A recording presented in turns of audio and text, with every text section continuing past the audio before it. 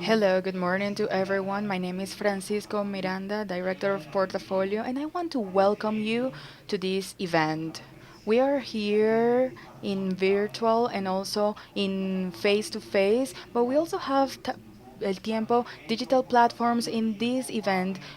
Portafolio Huawei event, Digital Transformation for the Future Education, Innovation, and Technology. And please allow me to tell you something before starting this journey today that we are going to be talking today. Let me remind you how 2 years ago Portafolio and Huawei started in the midst of the pandemic a series of talks called Portafolio Connections, in which we dedicated one specific to this topic. And what could be better than coming back to discuss about this topic than after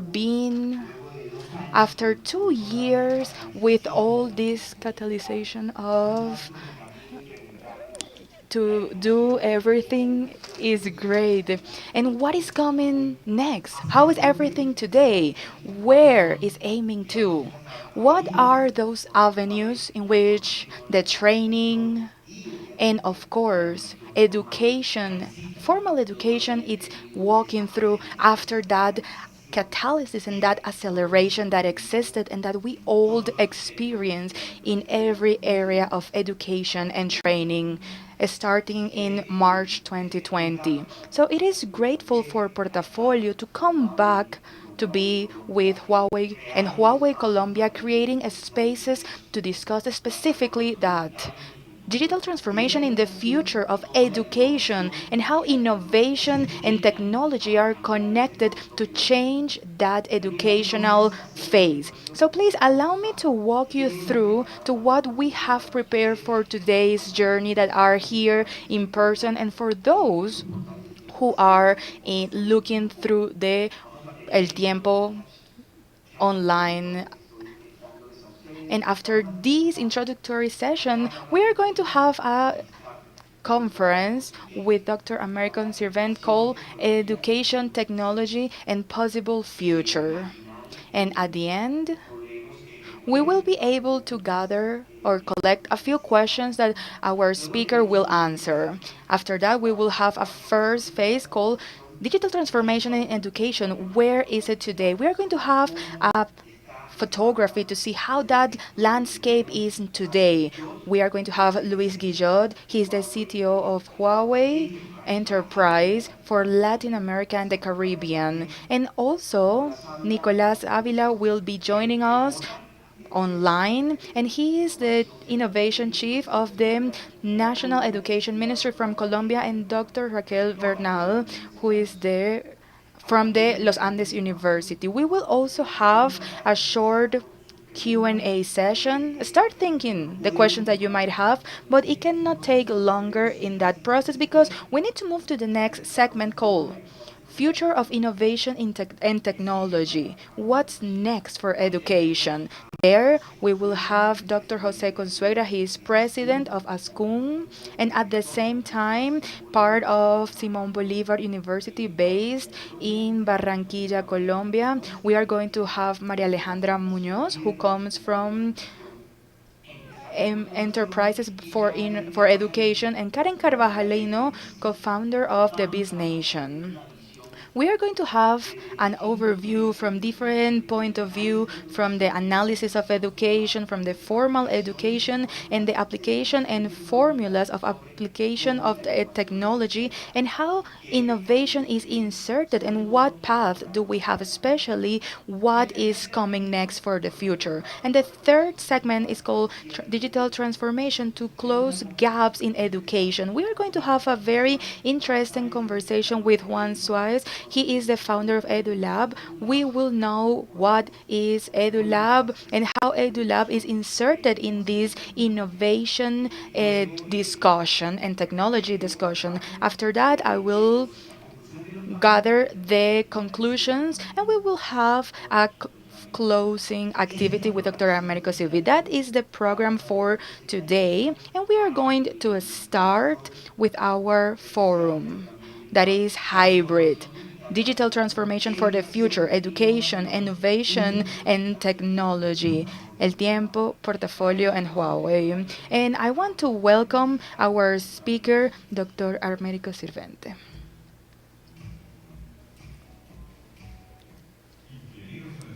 Engineer Americo Sirvente. He graduates from in civil engineer. He worked in different national and local provinces with he felt leading to start researching and technology apply in education. He is professor from San Juan University, director of CTE, and a numerous of investigation projects in education and technology area. He has organized 20 congresses and he created the methodology that is called Medime. And he has given over 80 workshops and producing 450 educational pages with and also training over 2,000 educators. He has written books and as authors and co-author has published his jobs in over 120 international congresses. He is a speaker or has been a speaker in different congresses, the latest in Peru, Brazil, Colombia, Panama, Costa Rica, and the United States.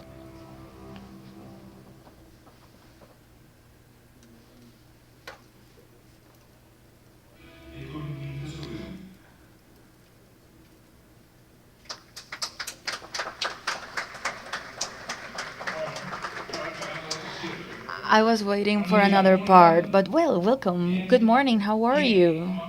Well, because I like or let me explain to you something. For you to understand a few things, it is needed that the seats in front are occupied. Please, the ones that are in the back, can you sit in the front if it's okay with you? And the other ones there too, please. Please come closer and I'm going to tell you why in a second. I already have the presentation, so if we do it faster, the better. Please come over. Let me tell you, when I give a conference, I tell the girls especially to come closer because I have really pretty eyes. One time I said that in a congress, and a guy told me, "Yes, that's true. You have pretty eyes." So now I tell that to the girls. So thank you for those who came closer, and those, please. I will need you in the last conference because it's going to be very interesting what we are going to do. And let's start with today activity the fast or the soon as possible. So let me tell you first, I want to thank Francisco and all his team because I was asked to come here on Wednesday last week. And on Friday we closed for me to come here, and these people have done a wonderful job to find tickets and for me to be here and arrived yesterday. So congratulations for that. Congratulations to Francisco and all the team for putting all this together. So let's start with the presentation. We are running a little behind, so maybe there will be some videos that I will share it with you later and I will tell you in a moment how. And in that way, you can take advantage of this speaking gig. What is digital transformation? If we see it from the businessman point of view, it's a process that consists in refocus a company in the application and use of technology, which means adding technology to a company but with the idea to provide better services to the public. I'm going to show you a few videos that illustrate this as fast as possible. It has sound. Okay, let me go back. Let me go back. Let me tell you that we have done all the tests this morning when we arrived, but Murphy always comes and he does this. Is it ready now? No. Okay. So this is what technology causes. So what we need to have is to be resilient to say, okay, we are going to fix it. Something has happened. Please, when you tell me, I'm ready. Jan and I, we have had all the experience, and he has the same name as the hurricane that came not long ago. Can you see it? Okay, maybe with what we see in the text will work just fine. Okay, so this means that sharing electronic commerce freemium, in a second I'm going to tell you what is this. The idea is to improve the client satisfaction. All this process, freemium means that I give things away in a free way. And to make the competitive business, of course, and the key in terms of technology, it's related with a set of tools like data, big data, AIA, cloud computing, user experience, and of course, the learning of the users. The benefit that digital transformation has is that I'm going to remove all the bureaucracy and I'm going to generate a culture and I'm going to get rid of some of the papers and many trees are going to be benefit from that. All this was going to be said by another person, but I'm improvising, so that's okay, not a problem. After, at the end, I'm gonna give you a present with a QR code, and this conference will be available for you, but also will be in the streaming. This second video that is right here, in a world that is more technological, we know that digitalization is important and needed, but where do we start from?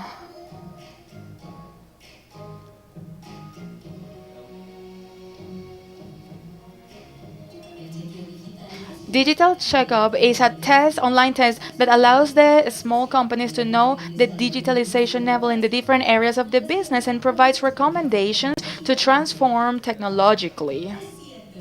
It is true, a digitalized small business reduces costs and improves the relationship with clients and providers. Go do this and start digitalizing and find it in this link.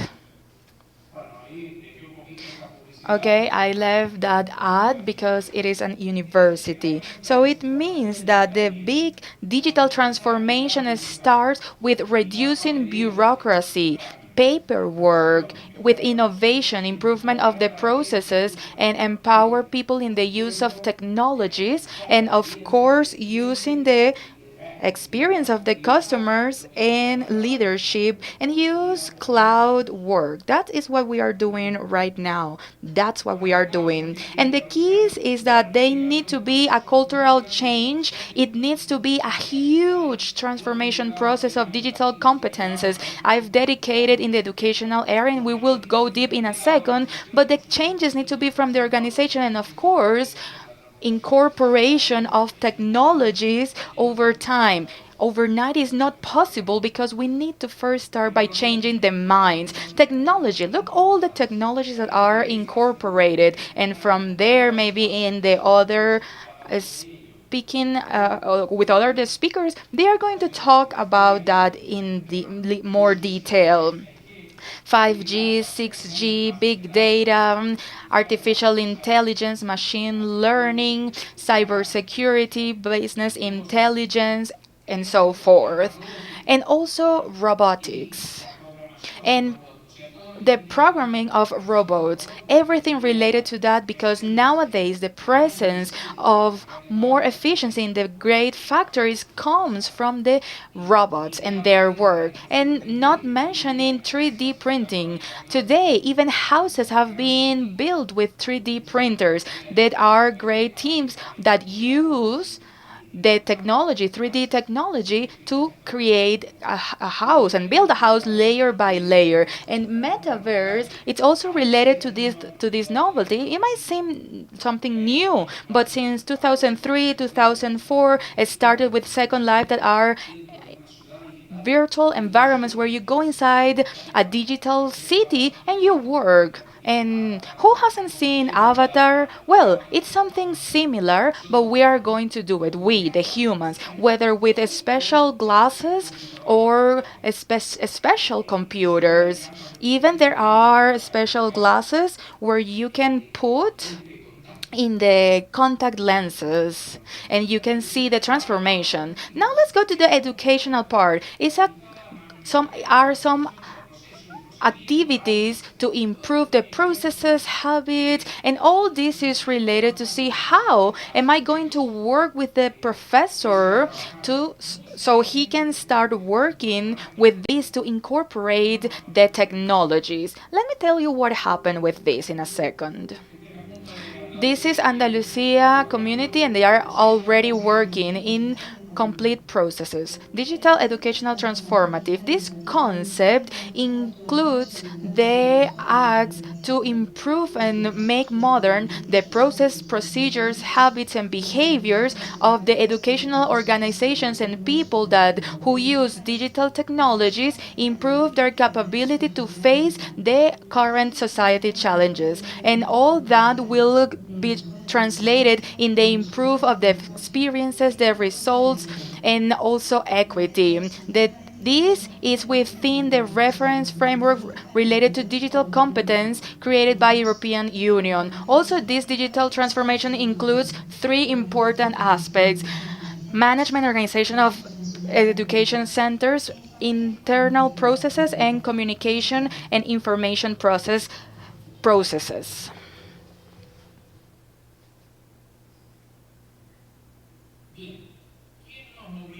Who forced us to this?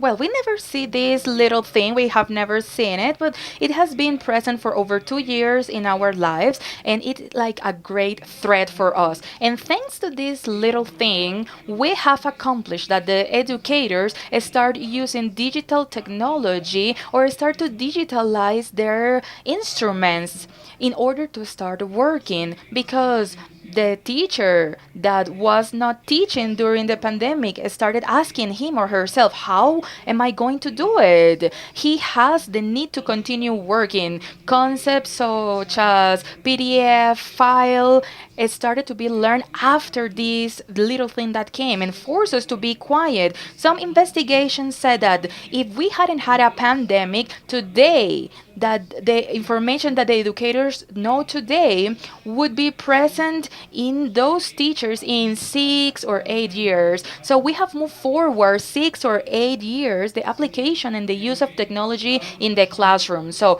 I think on one side it was bad, but on the other side was positive. So what elements are the ones that improve this or foster this? There are the MOOCs, which are free small courses that are massive online open courses.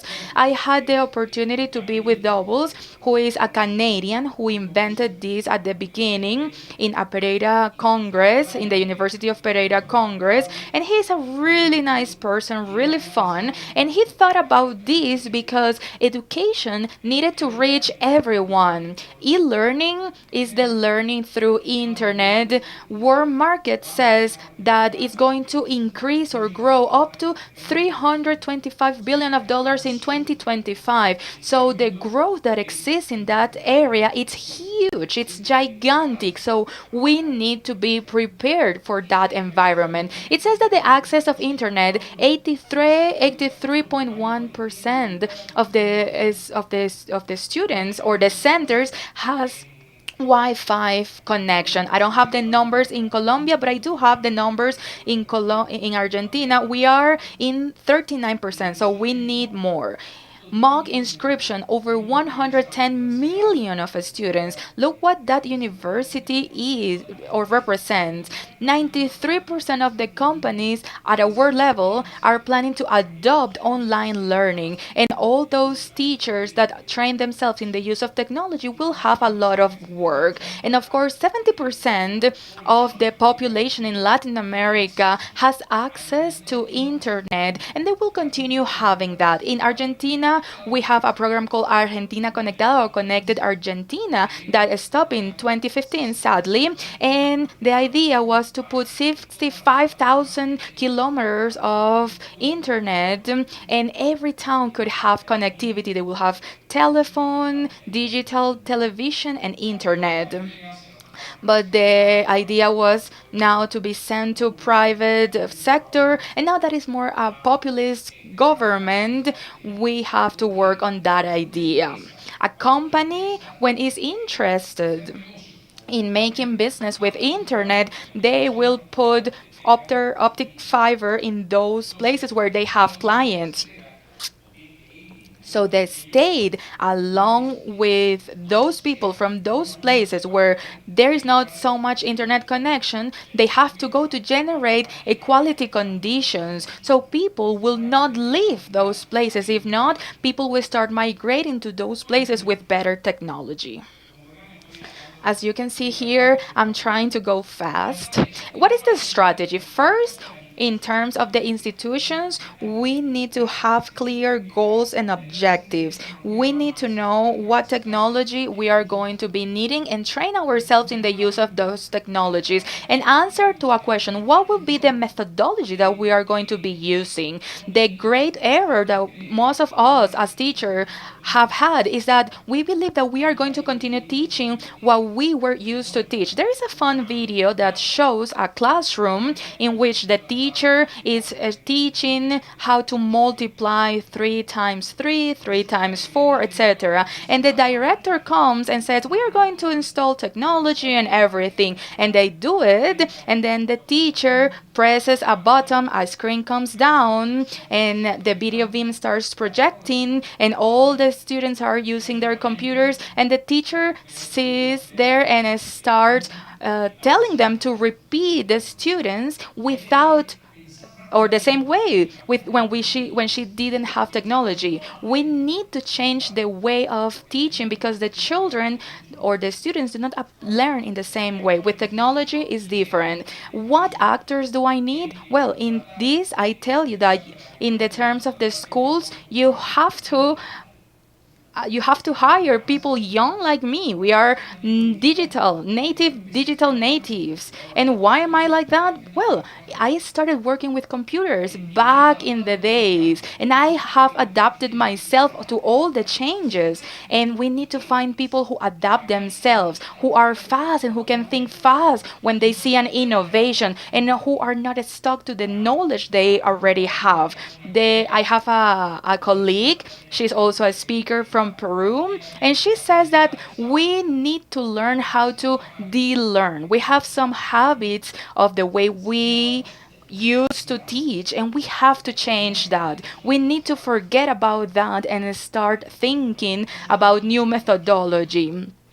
And of course, define a clear methodology. And of course, this is very much related to what the states believe they have to do with the education concept. Okay, the school of the future. I'm going to stay silent. I want you to enjoy this and check some details. There is a painting on how the school of the future will be. This was made in 2014, and there are things from here that today are working.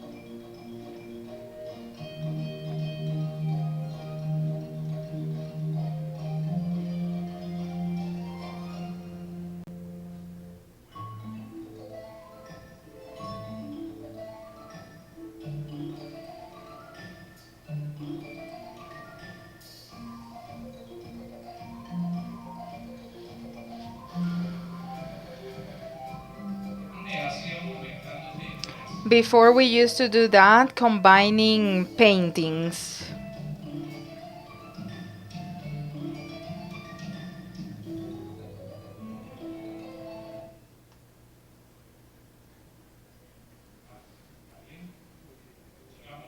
Okay, let's continue now. Yeah, it already finished. The O Organization of Ibero-American States suggests a few things related to this. When they talk about the international agenda for 2030, they talk about point four, which is education of quality, and we need to start working on that. And nobody can run behind integration. We need to integrate everyone in the learning process. We have to identify areas that are priority to be intervened, where we have to place resources in those areas. After that, of course, we need to do provision, coordinate, and take action. And the education ministries are the ones who need to take the lead. There is a political component in these aspects, and they need to stop thinking that private and business or companies are going to make rich themselves. Also, cooperation, strategies of cooperation, and talk with and be with a lot of people that are talking the same. And of course, social appropriation. We need to put all the systems really well connected. These that we are doing right now, it's a clear example of social diffusion. So digital transformation is a set of things to improve the processes, habits, and behaviors. We already saw these.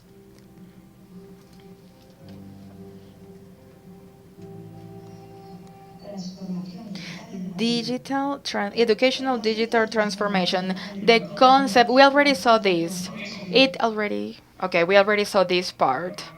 This is a mistake because we are running. I did the presentation very fast. So, and what do we do in the house? This is what we did in the university.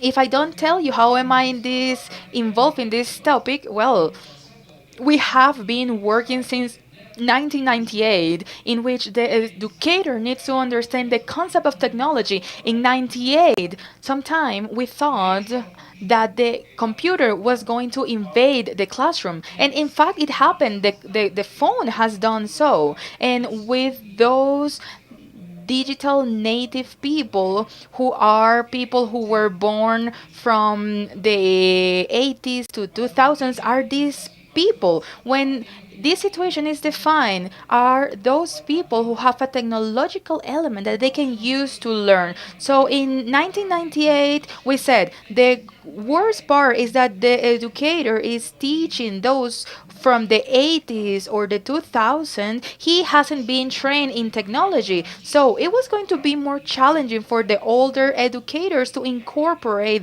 this aspect, and no one wants to learn something new, especially when it's such a underrated job. In Finland, people say how good Finland education is. It's free, it's good, but the educators, they learn and they earn a lot of money. They have time, they don't need to be working thousands of hours per week in order to comply with the objectives. But for example, in Argentina, as an educator is working in different schools and runs from one school to another to teach, and of course when he or she arrives to his house, he have seen 300, 400 faces, and he never learns the name of the student, so the evaluation and follow-up is difficult. But if that teacher earn more money, he would have less students and will have less job,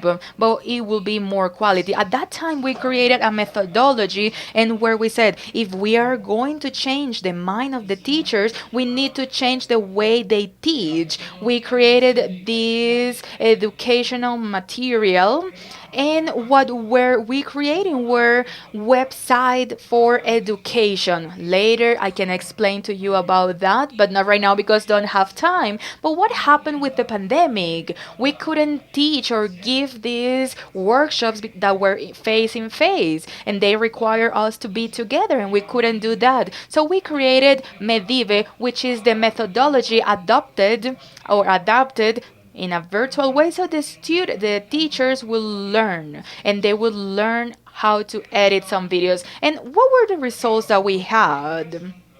Well, we created a learning virtual objective. It's a website, an educational website that is well structured. It has a pedagogical content that has a defined objective, and it could be defined by Bloom's taxonomy. And once the student passes that, it's different. So to that digital component I add practices so it's adequate, and to all that I transform it, or I add metadata so it could be found in the network, and I upload that to repositories so the search engines can find it, and the students, also the teachers, can find it.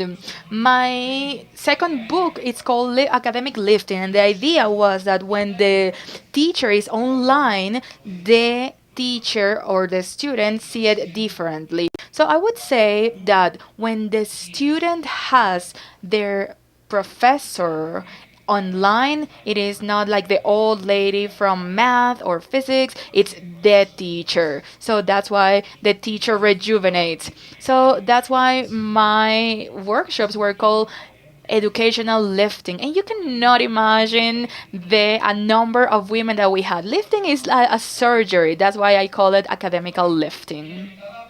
So it has metadata, Creative Commons license. We were teaching this in a free way with the option to have this material in a repository, and independent of connectivity, because the problem of connectivity that we have been trying to overcome this with the idea to download this material, this object, and can be executed in any machine that has a website or has the capability to be do it. And I can take technology to some schools that do not have technology.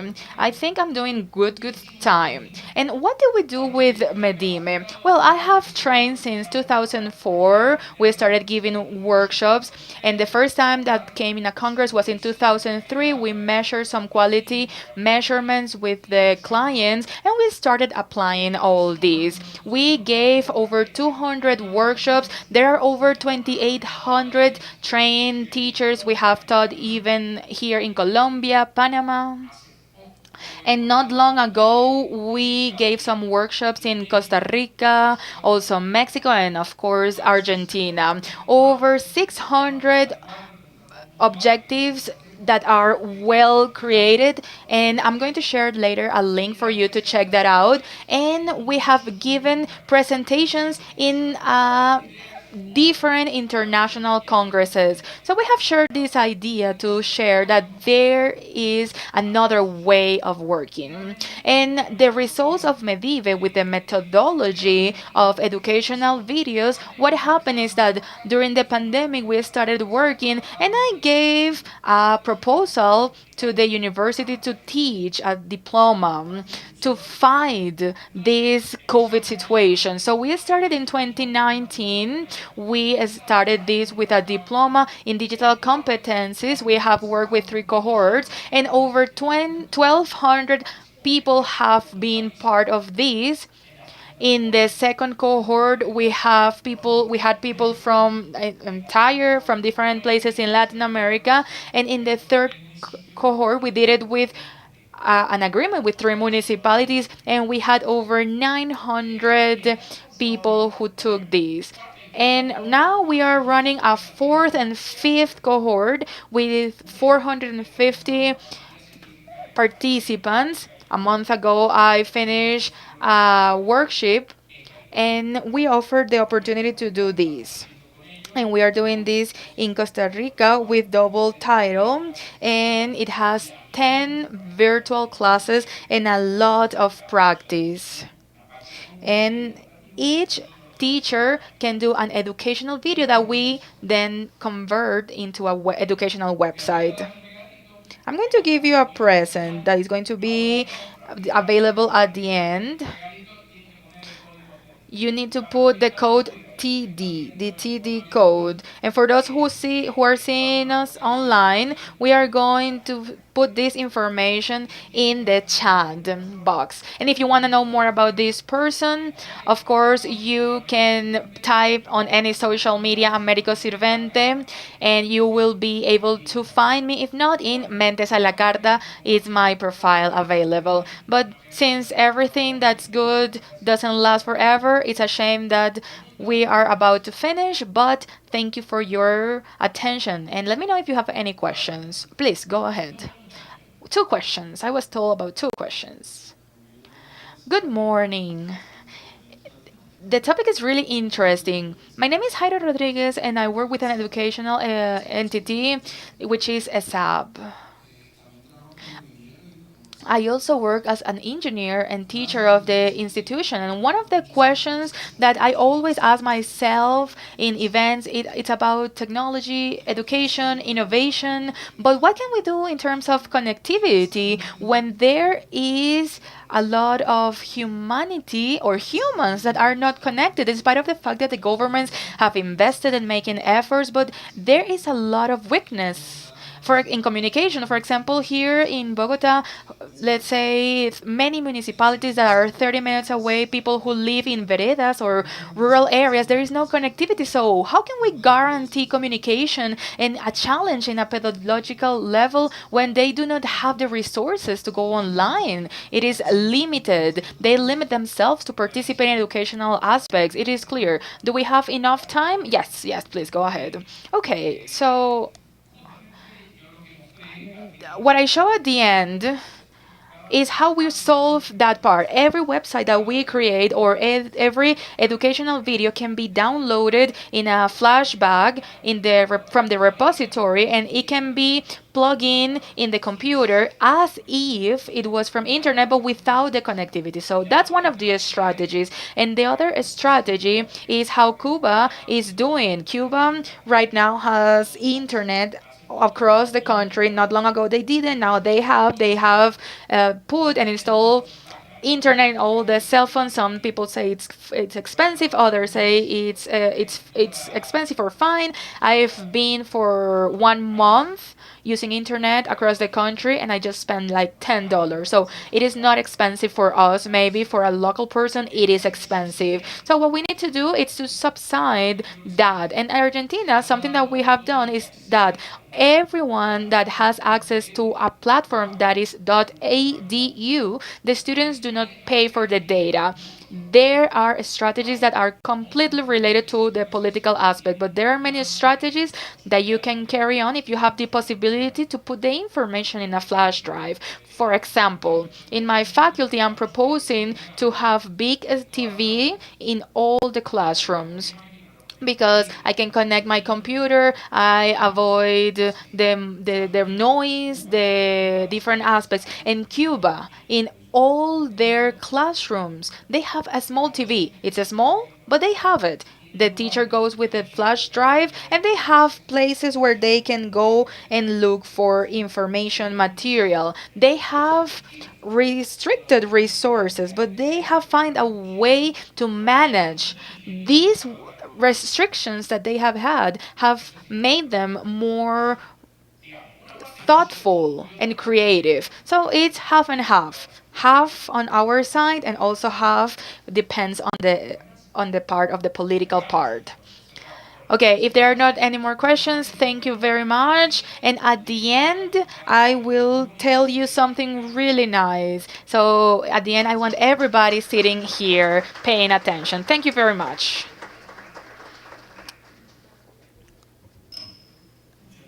Thank you very much to Americo Sirvente for his talk. Now we are going to move forward with our first panel. Digital transformation in education. What are we doing today? I want to invite Luis Guillot, CTO of Huawei Enterprise for Latam and the Caribbean.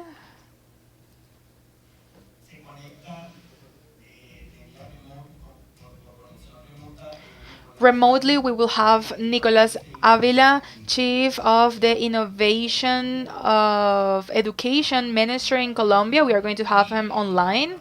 And also, I will invite to the stage Dr. Raquel Bernal, Rector of Los Andes University in Bogota, Colombia.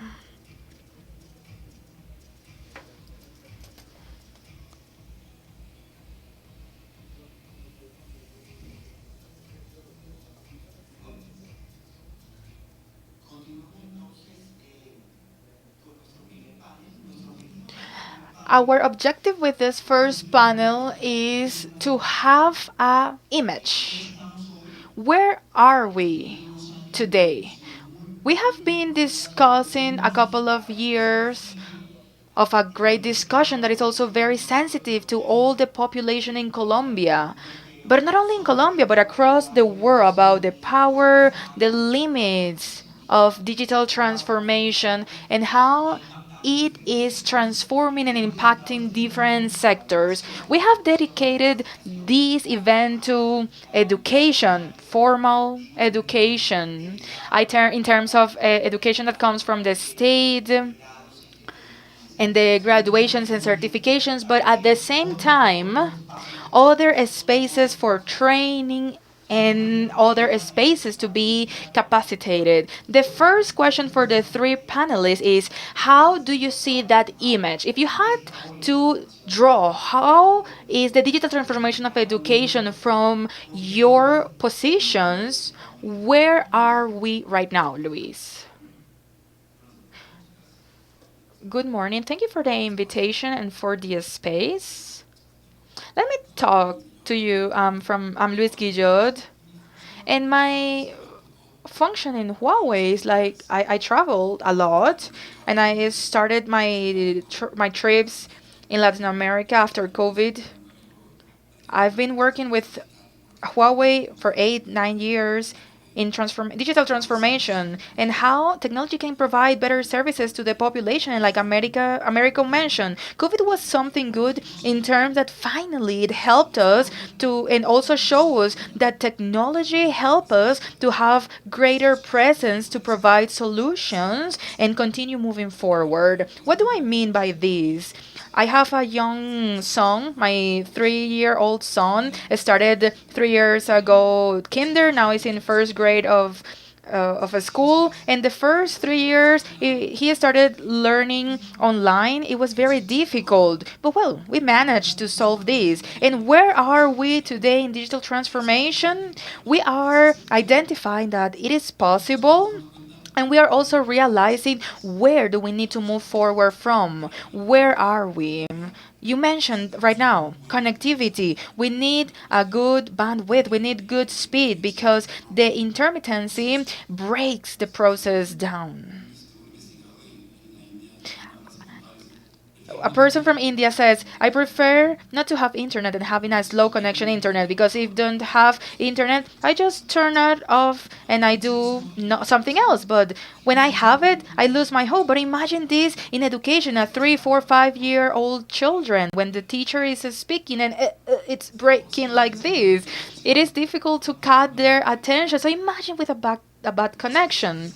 So that is the important area where we have to move forward. We also have to do, and America mentions very clearly, the transformation in the educational model, because that teacher who taught my 3-year-old children she has 20 years of experience. That was her experience to control 20 children that they have in person, telling them what to do, what not to do, and to control smaller groups.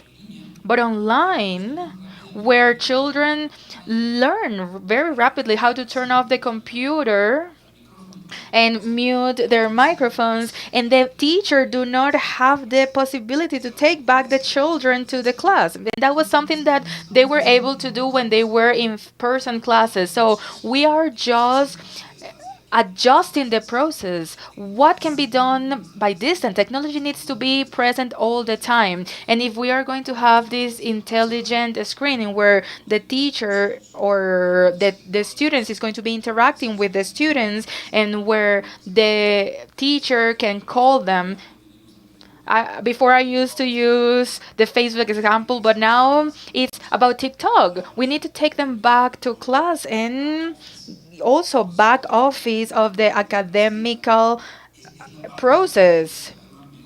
There is where need to find a better process and more efficiency, because we will be able to know how they are doing, the children are doing, and how they are evolving. We will have that academical file that will take us from the kinder throughout the process, and every time we change schools or move to the next grade, the school will know, well, he has some skills here, weaknesses here, and then we will be able to put them in groups, processes, teachers that are better adapted to that person to improve and learn. It's different from today, where all the children with different capabilities go to the same class. So we will be able to customize the academical process through the use of technology. Thank you very much, Luis. Now, Nicolas. I think we have a technical difficulty. Nicolas, can you hear us? Yes, sound loud and clear. Hello. Nicolas,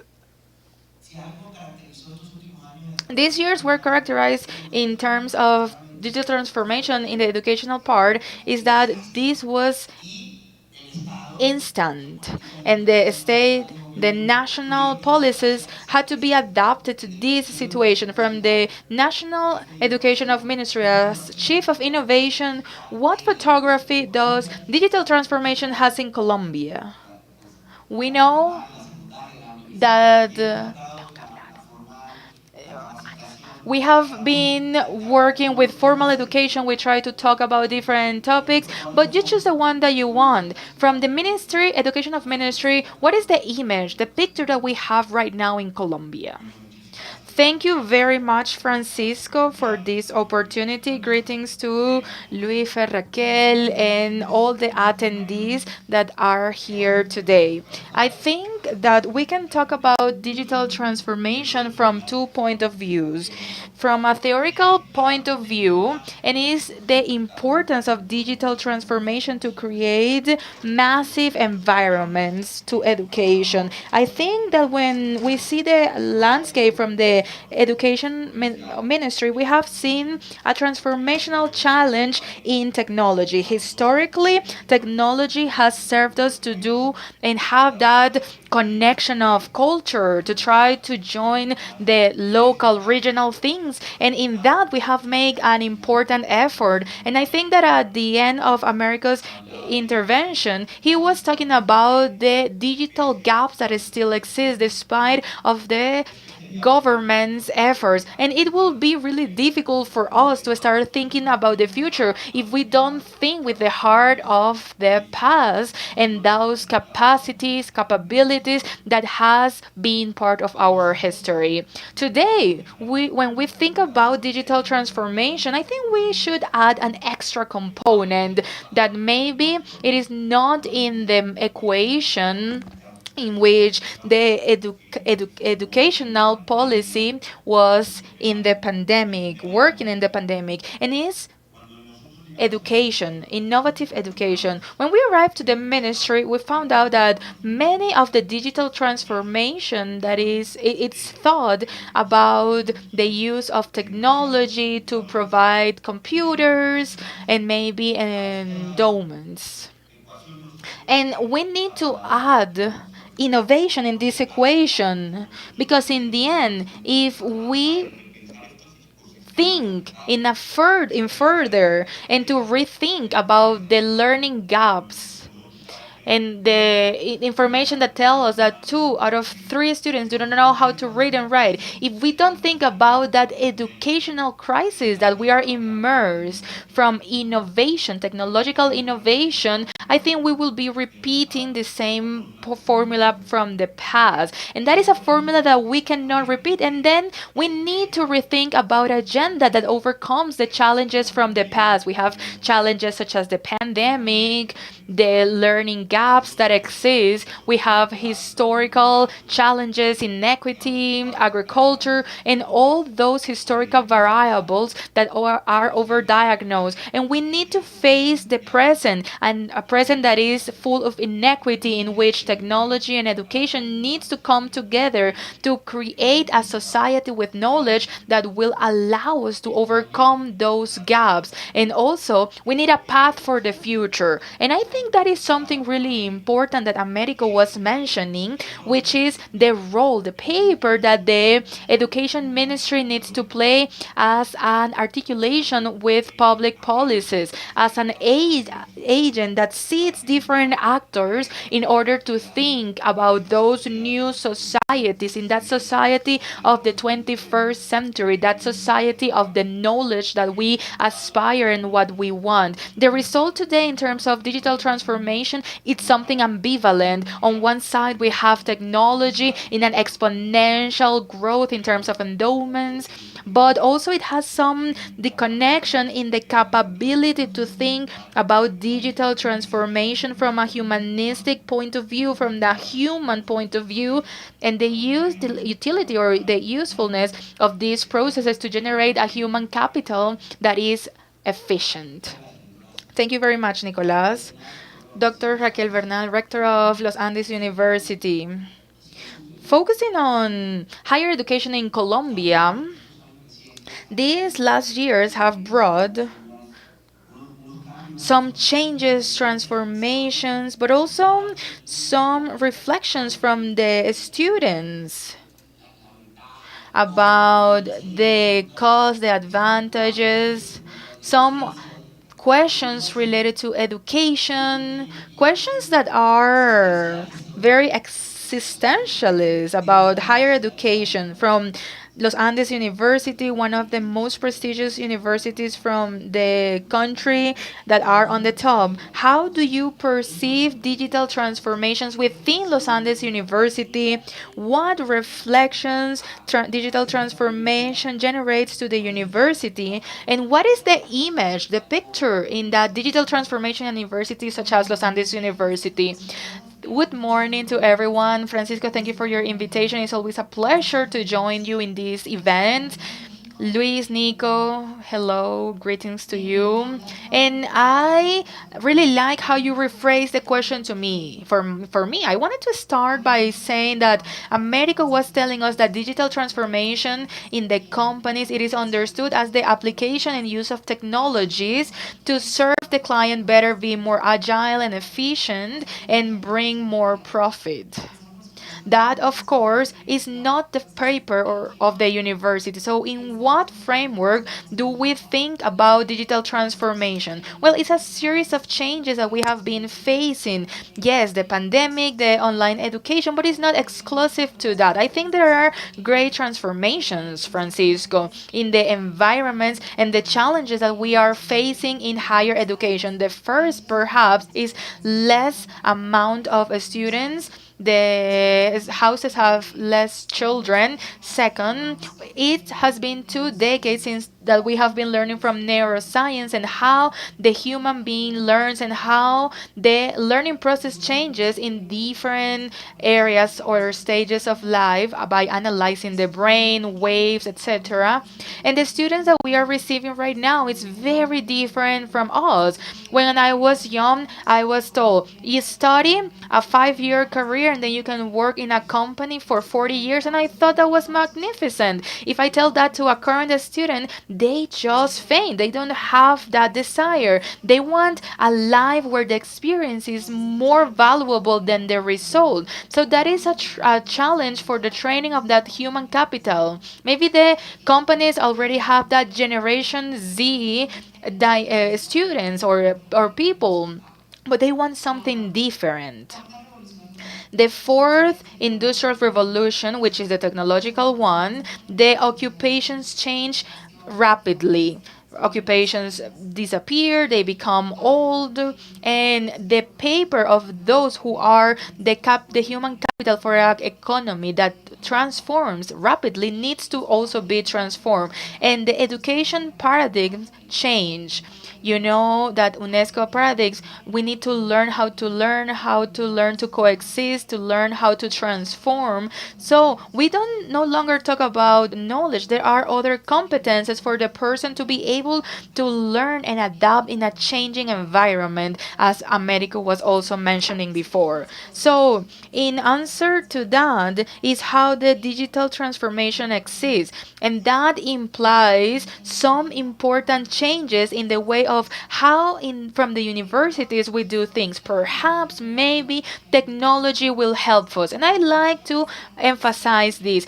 The technology is an accessory in that transformation. It's a huge change on how which we teach, why, and why we do it, and that requires a cultural change. And I think that is the first part in digital transformation. Maybe we will need software, websites, platforms, systems that will make this transition a little bit easier, but the transformation needs to occur in a pedagogical level, at the model level. We need an education that is more flexible, modular, that tackles the necessities, that understand the human capital and understands what is happening in the communities. They are called 4.0 industries, and the business people who are there trying to serve the client in a better way. We are not producing that human capital that is needed in that industry. So I think it's a transformation that goes from the inside, and we need more flexible and modular models. Adaptive learning, it's important for inclusion, as you were mentioning, Nico. That is key for transformation. How can we take advantage of technology to reach more people, to close gaps, and arrive and be present in places where it was not possible before? Francisco, we have some ideas on how this is going to be, but this is a continue ongoing process. We need to prototype and then escalate, and the best part of these educational models. But I question myself, 4 years of higher education is going to be enough? I don't think so. I don't think only following a discipline will be enough. The challenges that affect the world are interdisciplinary, all of them. I don't think that we need to be. I believe that we need to have an interdisciplinary education throughout our lives. We need we cannot measure the students by sitting in a chair for 2 hours or 100 hours. That doesn't matter. What is important is to accomplish the goals, and we need to train for an occupation or for a life project.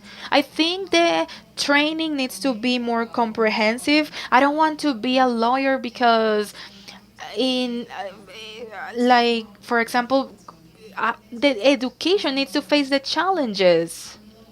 There are changes of occupation, and how we are going to face that from a cultural point of view, from the way we teach and leverage from the technology to do so.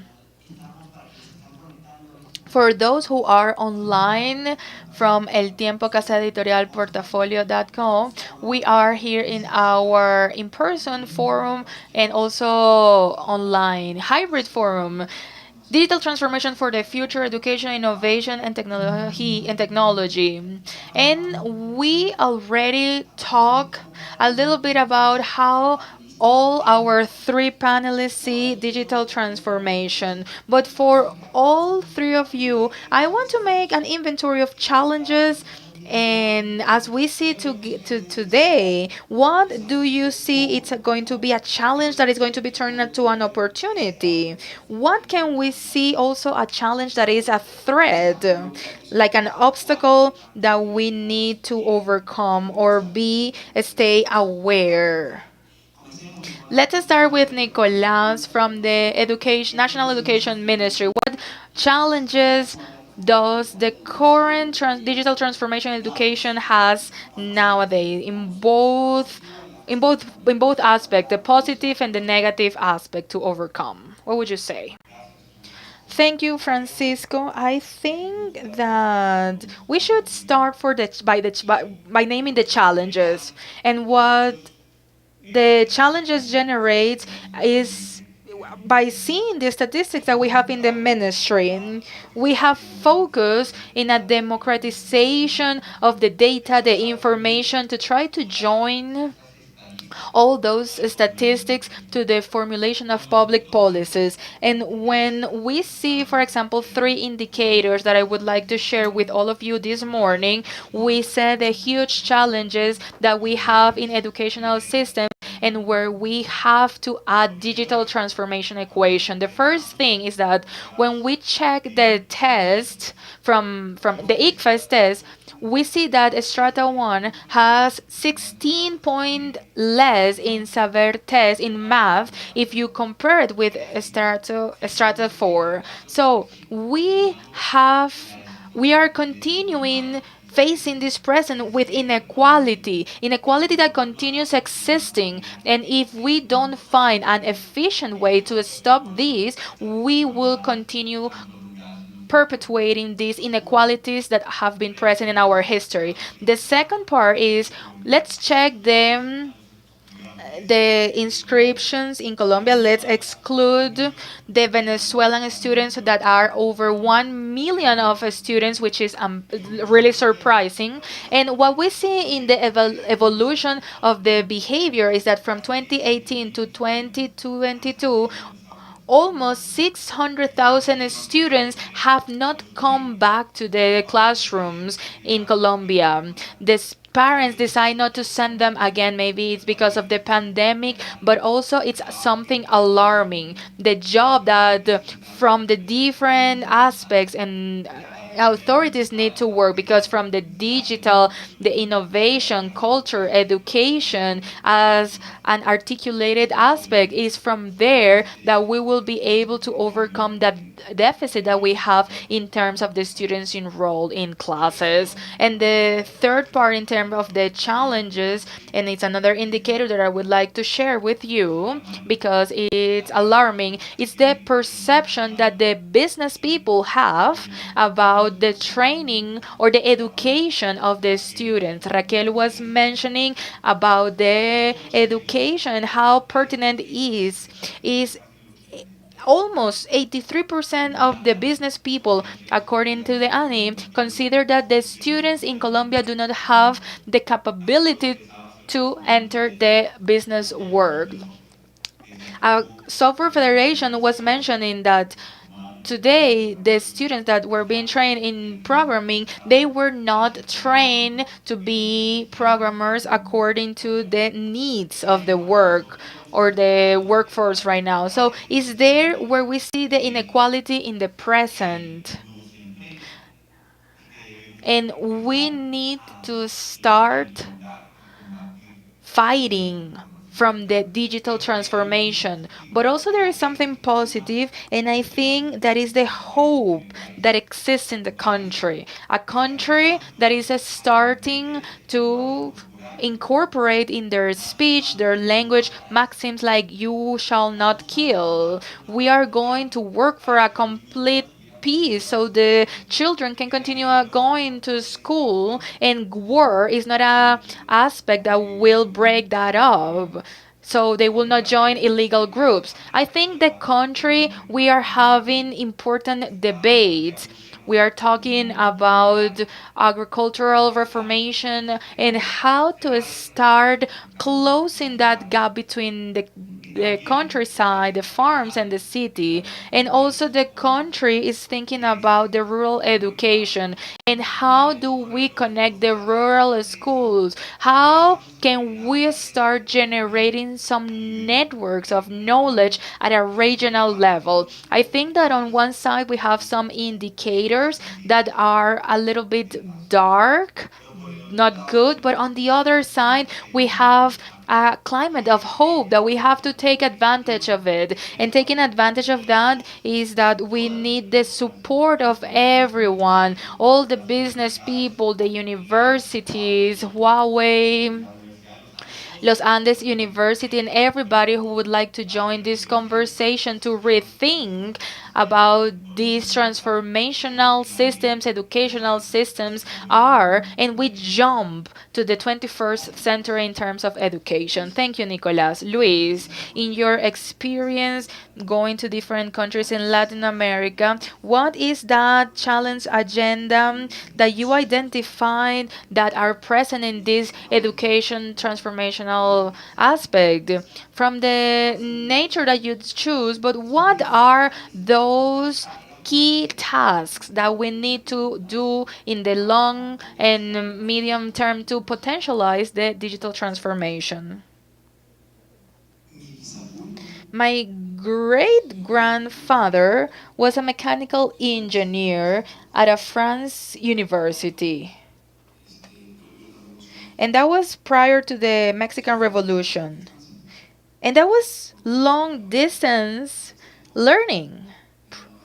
The male person will give him the book, and then he will go and send back the books from Mexico to France, and he ended up being a mechanical engineer. He worked a long time in the train in the railway station. And why am I saying this?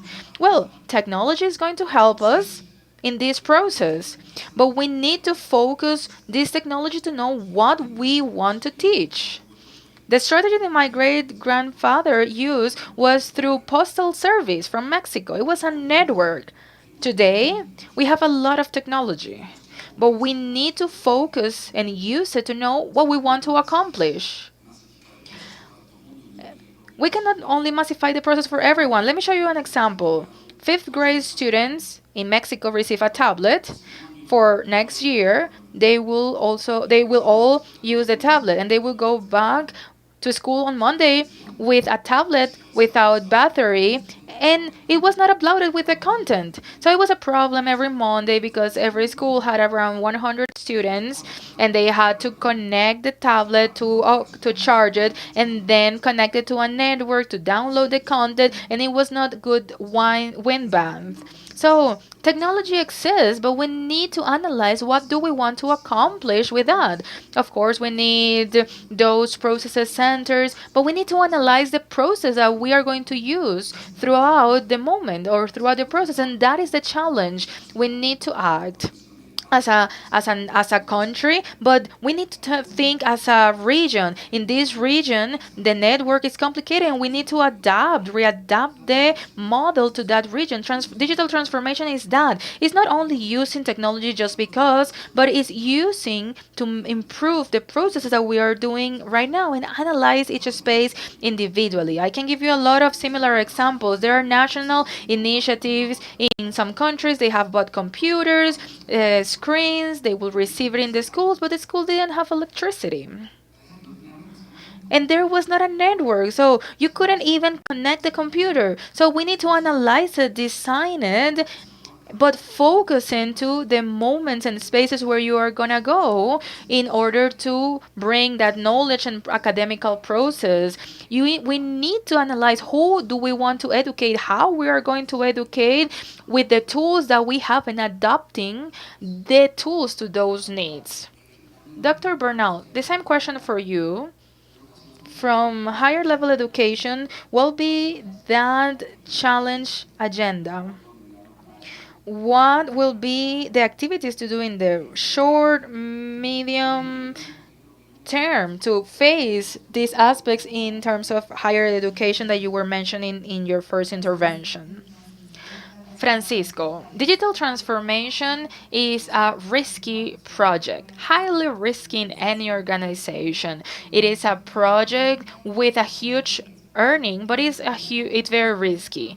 And the risk is the cultural change. So because this is leveraging technology, but it's not the technology. The most important thing is that people are willing to change the way they do things, and the universities are not agile or innovative. So if I show you a picture from the beginning of the last century, there are many men sitting in front of a blackboard or a whiteboard. And if I show you a classroom from today. Now there are men and women. That is the difference. Everybody has a tablet or a laptop, but the teacher is teaching we using a marker and a chalkboard or a whiteboard. It hasn't changed, and many years have passed by. So the universities, we are very traditional. It has been difficult for us to adopt to technological innovation, or sorry, it's mostly pedagogical innovation. And how can we make an experience that is focused on the student and not on the teacher? The teacher should become a guide in the learning process of the students. And that is difficult. I'm a teacher. I have tried to invert the classroom, and it has been really, really difficult because for many years we have been used to do so. The universities that have innovated in digital transformation are not Harvard, MIT, or Stanford, are different universities. So, for example, one that is North Southern Hampshire University Governors, and the new ones. So, like Singularity, Minerva, maybe you have heard about them. And the most traditional ones, transformation, will be difficult for us because for many years we have been doing the same activity. So, I still have this perception that people in the universities perceive digital transformation as something that just comes to us. So, the university is setting up some digital transformation or technological things, and you will receive something. And when I'm in the medicine transformation or in the medicine areas, we think that we are going to become paperless, and that is difficult to see how we are going to do it. We have been teaching in the same way for decades, and we need to be agile. Occupations become very obsolete really fast, and taking advantage that Nico is here, I tell the ministry the register of a master's degree, because if it takes over 1 year, that is not going to be worth it. It's not going to be used. So we need to be agile, and the universities, we are not that example of agility. Transformation, it's really important, and also regulation, Francisco. I think that in order for these models that are possible, regulation needs to be adapted to them. Now there is a regulatory framework that is restricted, that is vigilant, and I understand that we have the need to guarantee the quality of higher education. Not all is higher education, but those modular, flexible modules. For example, imagine a Lego. I offer a module that is not formal but continuous education. I can put it to another one, and it can be valid for a diploma or a master's degree. So everything that will allow us to be more flexible, it's something that needs to be along with the regulation of the needs and the economy and the necessity of the students. Well, sadly, we are reaching the last part of our panel, so I would like to invite you, dear panelists, to share a final message. But it's not so free. I want to focus into the future in this panel of transformation. In this panel, we wanted to see the challenges, but I want to see from your different point of views, Los Andes University, National Education Ministry, Huawei Enterprises, Latin America, some message or a message of how do you see the future? I think that the universities, we have a huge responsibility in the future of Colombia. And digital transformation for me, for Los Andes University, is not a trend. It's a need to adjust ourselves to train and create the human capital that this country needs. If not, Colombia will never change. Right now, we are in the fourth industrial revolution. In a few years, there will be the fifth one, which is going to be called singularity. And if that industrial revolution comes, but we are running behind, we will never get out of that. The change will be fast, continuous, and we will not be able to match Colombia with the rest of the places choices. So I think that the university has a huge responsibility, and we need to work in a more agile way to transform the way we are educating. We need connectivity, online education, and attend diverse students, but not exclusively. I think we can do a lot of things to close gaps, connect high schools with higher education, and include populations that have been excluded of high level education. And I think that this must be center mostly in the students. The teacher stops being the star, and everything needs to be focused in the students. I believe in adaptive learning. I think that is the future. Technology through artificial intelligence, data analysis that uses what the skills that the student has and allows them to learn at their own pace in a more individualized or customized way. In that way, we can tackle different things and challenges that we are facing. With technology, we will be able to teach in a customized way? How do we combine technology with the professor? How do we manage for the students to use what they have and use it on their hand, on their way, and without feeling the pressure of some students being better than the others? The call here is for the calling here is for a higher education to make Colombia to be working in something that is much more valuable for Latin America, a fair society, more equity, and more progress. Thank you. Nicolas? Thank you, Francisco. And I think, and I would like to start this final message with what Raquel was mentioning about cultural change and that social reality that we are living at this moment. Right now, I am in Guadalajara. The fair book is happening here, and yesterday I've run into Daniel Lillerid, one of the Spanish philosophers that are more important in these times.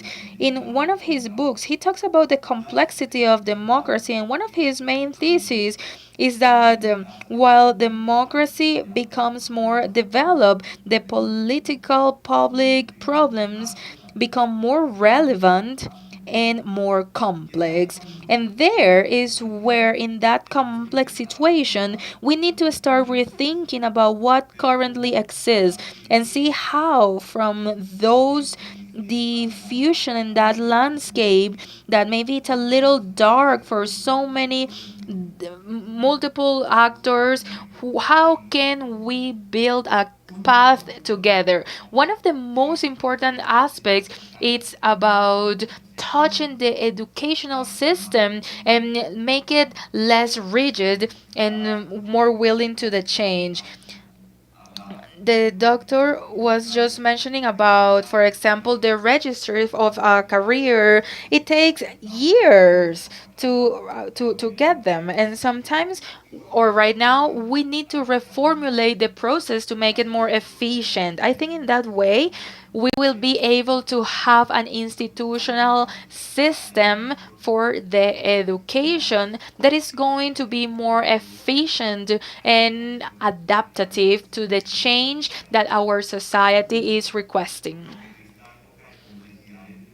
I think that in these democratic complex moments we need to think education, and I think that from a long time ago, maybe when Garcia Marquez talked about an education for the children, we need to think about education for the for sustainability, humanity, to take the human being to the center of the discussion in their needs, in their complex aspects, in their mental health problems. And I think the third part, and this is a message that I would like to share, is the need to consolidate a joint vision about the transformation, digital transformation that Colombia needs. Here, I think it's important to mention we are experiencing a renovation of the politics.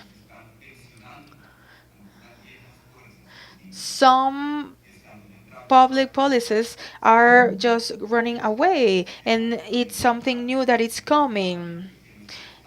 For example, today we are talking about innovation,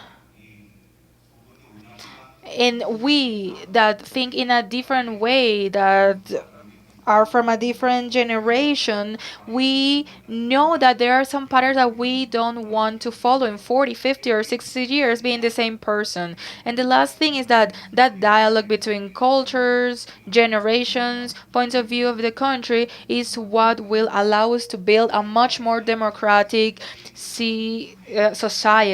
And I think that for the president, the national government, that is one of the national priorities, and is that we need to think or rethink about that cultural reality that today is here with us, in order to create a more humanistic vision that rethinks about technology with the connection of the human being, and not only as a technological device that reproduces knowledge. Thank you very much. And thank you very much, Nicolas. Now we are going to conclude with Luis, with technology and the connection with digital transformation. What do you prevail for the future? What can you identify?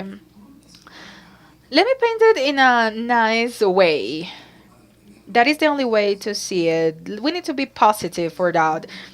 The future with education digital transformation is with activities, and to have the opportunity to go online. For example, when you are on campus, it will not disappear. We need in human interaction spaces, but we need to be connected, to have a good connectivity, do what we are doing, and be able to do what we want to do. We need for transformation from the digital aspect occurs. This is important, and how this affect us, or how this affect us in the educational model. Well, the rector just mentioned, you cannot wait for 2 years for a career to be approved. And the future is going to be more customized. We are not going to be studying industrial, engineer, lawyer. We are going to be more focused. I want to be this, and if in 3 or 4 years I don't like it, I will just start another thing, and I'm going to specialize in another thing.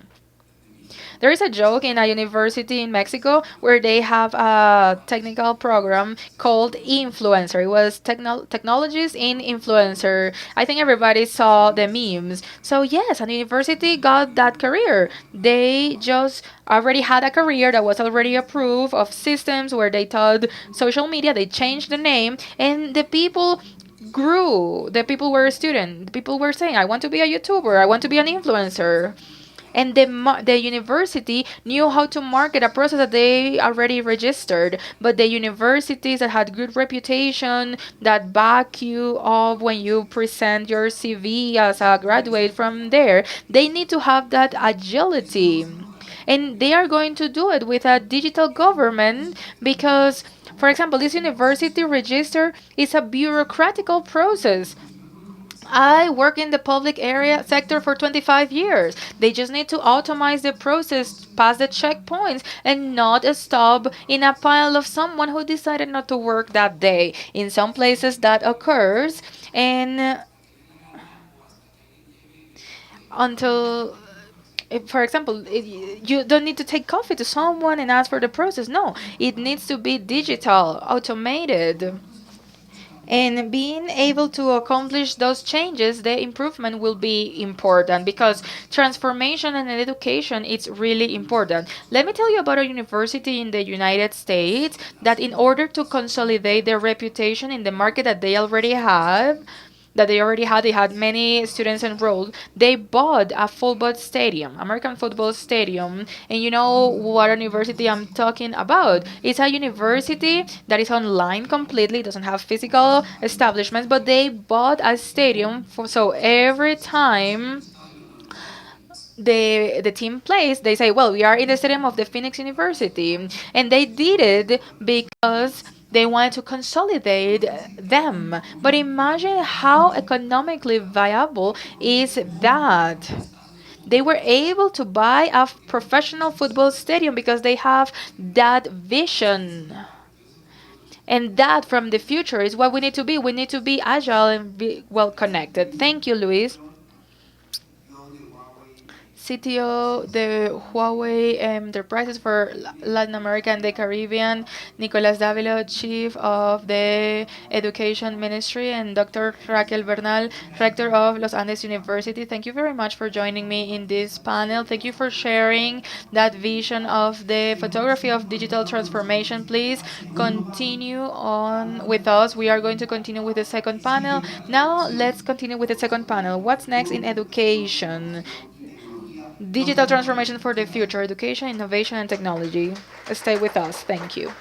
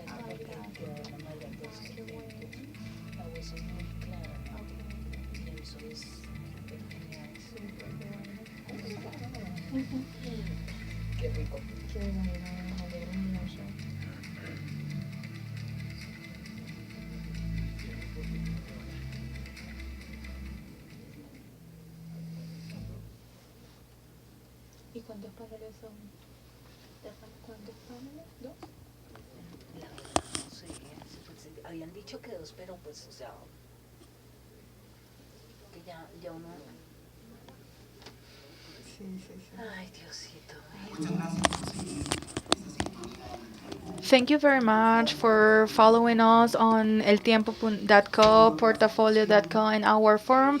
Digital transformation for the future, education, innovation, and technology. El Tiempo, Casa Editorial, Portafolio, and Huawei. And now I want to invite our second panel to our second moment of discussion. I want to invite to the stage Dr. Jose Consuegra. He is the president of ASCUN and rector of Simón Bolívar University based in Barranquilla, Colombia. Welcome, Dr. Jose Consuegra.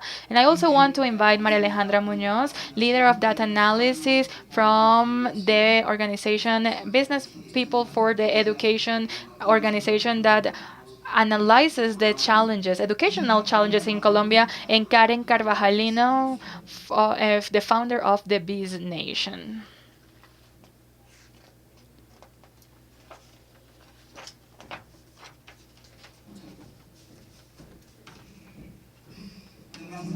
Thank you very much to everyone. We are going to continue in this panel.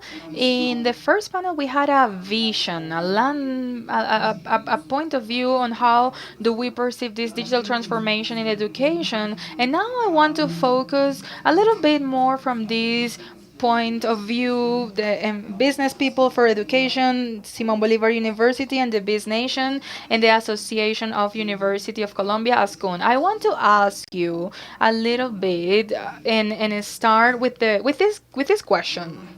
How do we see things and what's next?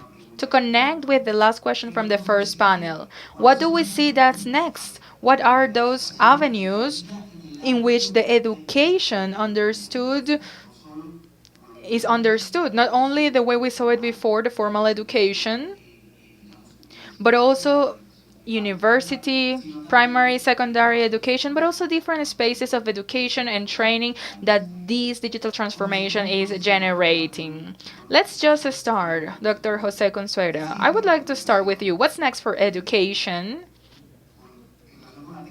In terms of technology, how do you see it from ASCUN and also the university, at Simon Bolivar University?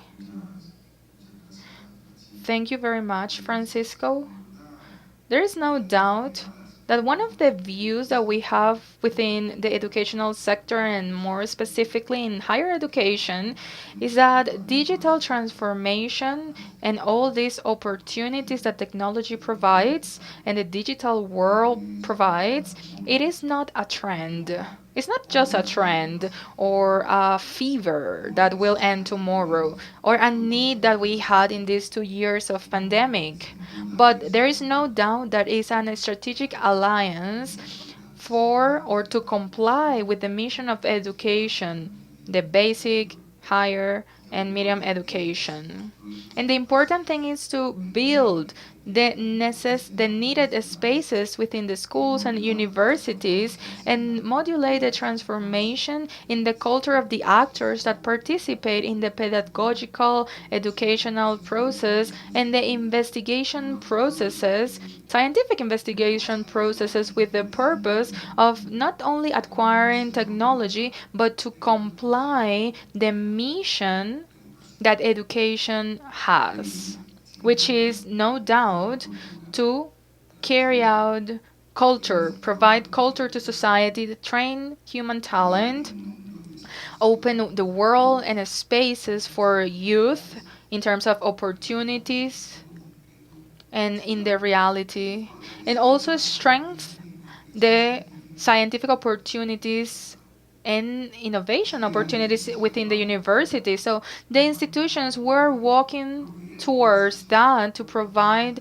these opportunities in digital transformation within the pedagogical process and also the investigation processes. There is no doubt, as Nicolas was mentioning, I also heard Raquel and Luis, the most challenging thing is about having a committed culture to use in a propositive way the space that the digital transformation provides in this process.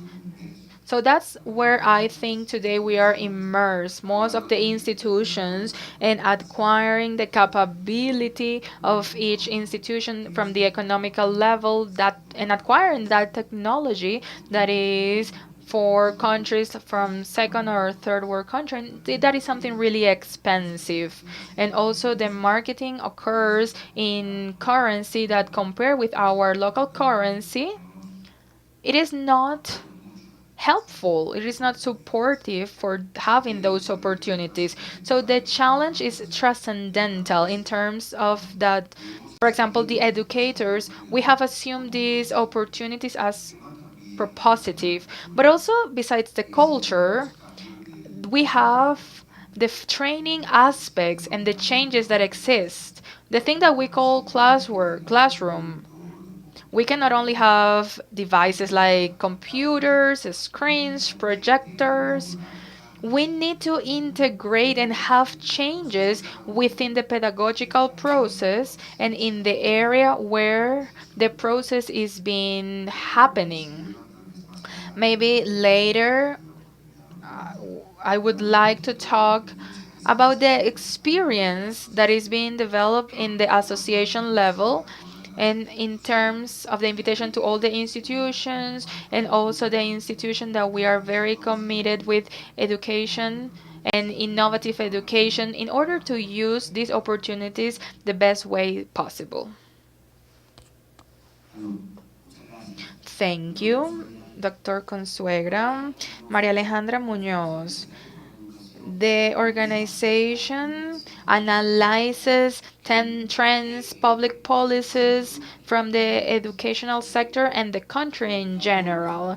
What vision do you have from the organization about this discussion and the role of technology and innovation in this post pandemic world where we are living right now, Maria Alejandra? Thank you very much, Francisco, and greetings to all the attendees. First of all, from the organization, we have thought about innovation from a point of view that overcomes the use of the device itself, which means the students having access to the device does not translate that they are going to learn more or better. In order to reach to that process and where technology becomes a facilitator of knowledge, we have to modulate many changes around the culture. And for that point in particular, the training of the educator is key. in previous panels, they were mentioning that the educator needs to be a mediator in the learning process, and the student needs to be in the middle of that learning process. So that knowledge, it is not only in basic competences such as mathematics or English or other aspects, but they also need to learn topics such as autonomy, resilience, and many other competences that are going to make their life process easier. So, in order to do this, we need a number of strategies. And first of all, is to overcome those digital gaps. Today, 15% of the educational areas of public sector do not have access to electricity, and 69% do not have internet access. So that availability of internet devices, electricity are key in order to take the next step, which is to transform this culture and promote from the students and the teachers the learning mediated by technologies. Thank you, Maria Alejandra. Can you hear me in the back, right? Okay. Sorry, we have a small technical problem. We are going to finish this with Karen Carvajalino. She is founder and entrepreneur from the Biz Nation. But in order to understand why are we asking for the future and what's next in education and training, we need to ask a double question. What is Biz Nation? And tell us, for those who do not know, tell us a little bit more about what it is, and at the same time, from the point of view of Biz Nation, from your experience, what is the perception of the future of digital transformation in education and technology today? Good morning, everyone. I see people very focused. Come on, this panel it's very nice. I'd love to be here. Thank you very much, Francisco, team from El Tiempo, to organizing these wonderful spaces. My name is Karen Carvajanilino, and Business Nation is platform education. We have users across Latin America, and we teach people technology, digital marketing, and key abilities that we need today for the 21st century that sometimes look like Futurama, but they actually is that it is today. That's what we do. I am passionate about education. My both parents are educators, so it's in my veins. And I also love to think in the future, which excites me to answer the next question. When you think about the future and how education of the future should be like, the first thing we need to sit and reflect on is to know what are those jobs for the future. So, did you know, for example, that there is one wedding planner, like a person who organizes marriages, who earns $5 million organizing marriages in the metaverse? What a person like that needs to study. Why or what someone needs to study to be a vet in the metaverse? What someone needs to be working on the geolocalization dating application apps such as Bumble, Tinder need to do, so you don't need to make a manual match, but in a near future the amount of data they will tell you, well, this is your ideal candidate for becoming a boyfriend, and you will not be able to just text him, but I'm gonna draw a map for you where you are going to walk, and by chance you are going to run into him. But also this app will tell you, hey Karen, what are you doing with him? He looks like your ex-boyfriend. He's not good for you. Do you want to suffer like before? It will become something like a life coach that you have in your cell phone. So when you start asking this question that seem like from 50,000 year, when you see that MIT that in 2050 we are going to have the first World Cup, taking into advantage that today we are experiencing the World Cup, we are going to have a team made out of robots playing against humans. The question is more clear on where the education should be going to, and it should be aligned with the realities, technology realities that we are going to be facing not in 500 years, but today, tomorrow, and the day after. And of course, we are in a country where there are many challenges, like Maria Alejandra was mentioning, connectivity issues, access, and so forth. But the reality is what Luis already mentioned today. All the children, they want to be YouTubers, they want to be TikTokers, they want to be influencers. Nobody dreams about becoming an astronaut, a police officer, but the exposition to media and social media has changed the perception of our children from a young age. And the reality is that in order for a children to be a YouTuber needs to have many cognitive processes developed. They need to know how to edit, to talk on the camera, upload the video on YouTube. There is nothing wrong about being a YouTuber because there are many people who have different perception, but it would be nice to use what is mainstream in the interest of the students to turn them into key tools, so we create an education that creates learning processes that are much more significant for everyone from younger ages. You were mentioning at the end of your intervention the photography on how the university is not only the one that you lead, but those that are part of your association. What challenges are you facing internally as university in the translation of digital transformation in your daily activities as providers of education to the Colombian education? What is that landscape from the universities to connect with the answer from from your first intervention? Thank you, Francisco. Well, let me tell you, it's not my association. I'm just the president of ASCUN, a designation that directors have done democratically way to lead in the next 2 years this association that promotes in Colombia the consolidation and development of higher education to build a country that is more inclusive, a country that can have a wider coverage and a high level quality for higher education. Colombian higher education is heterogeneous as the country is.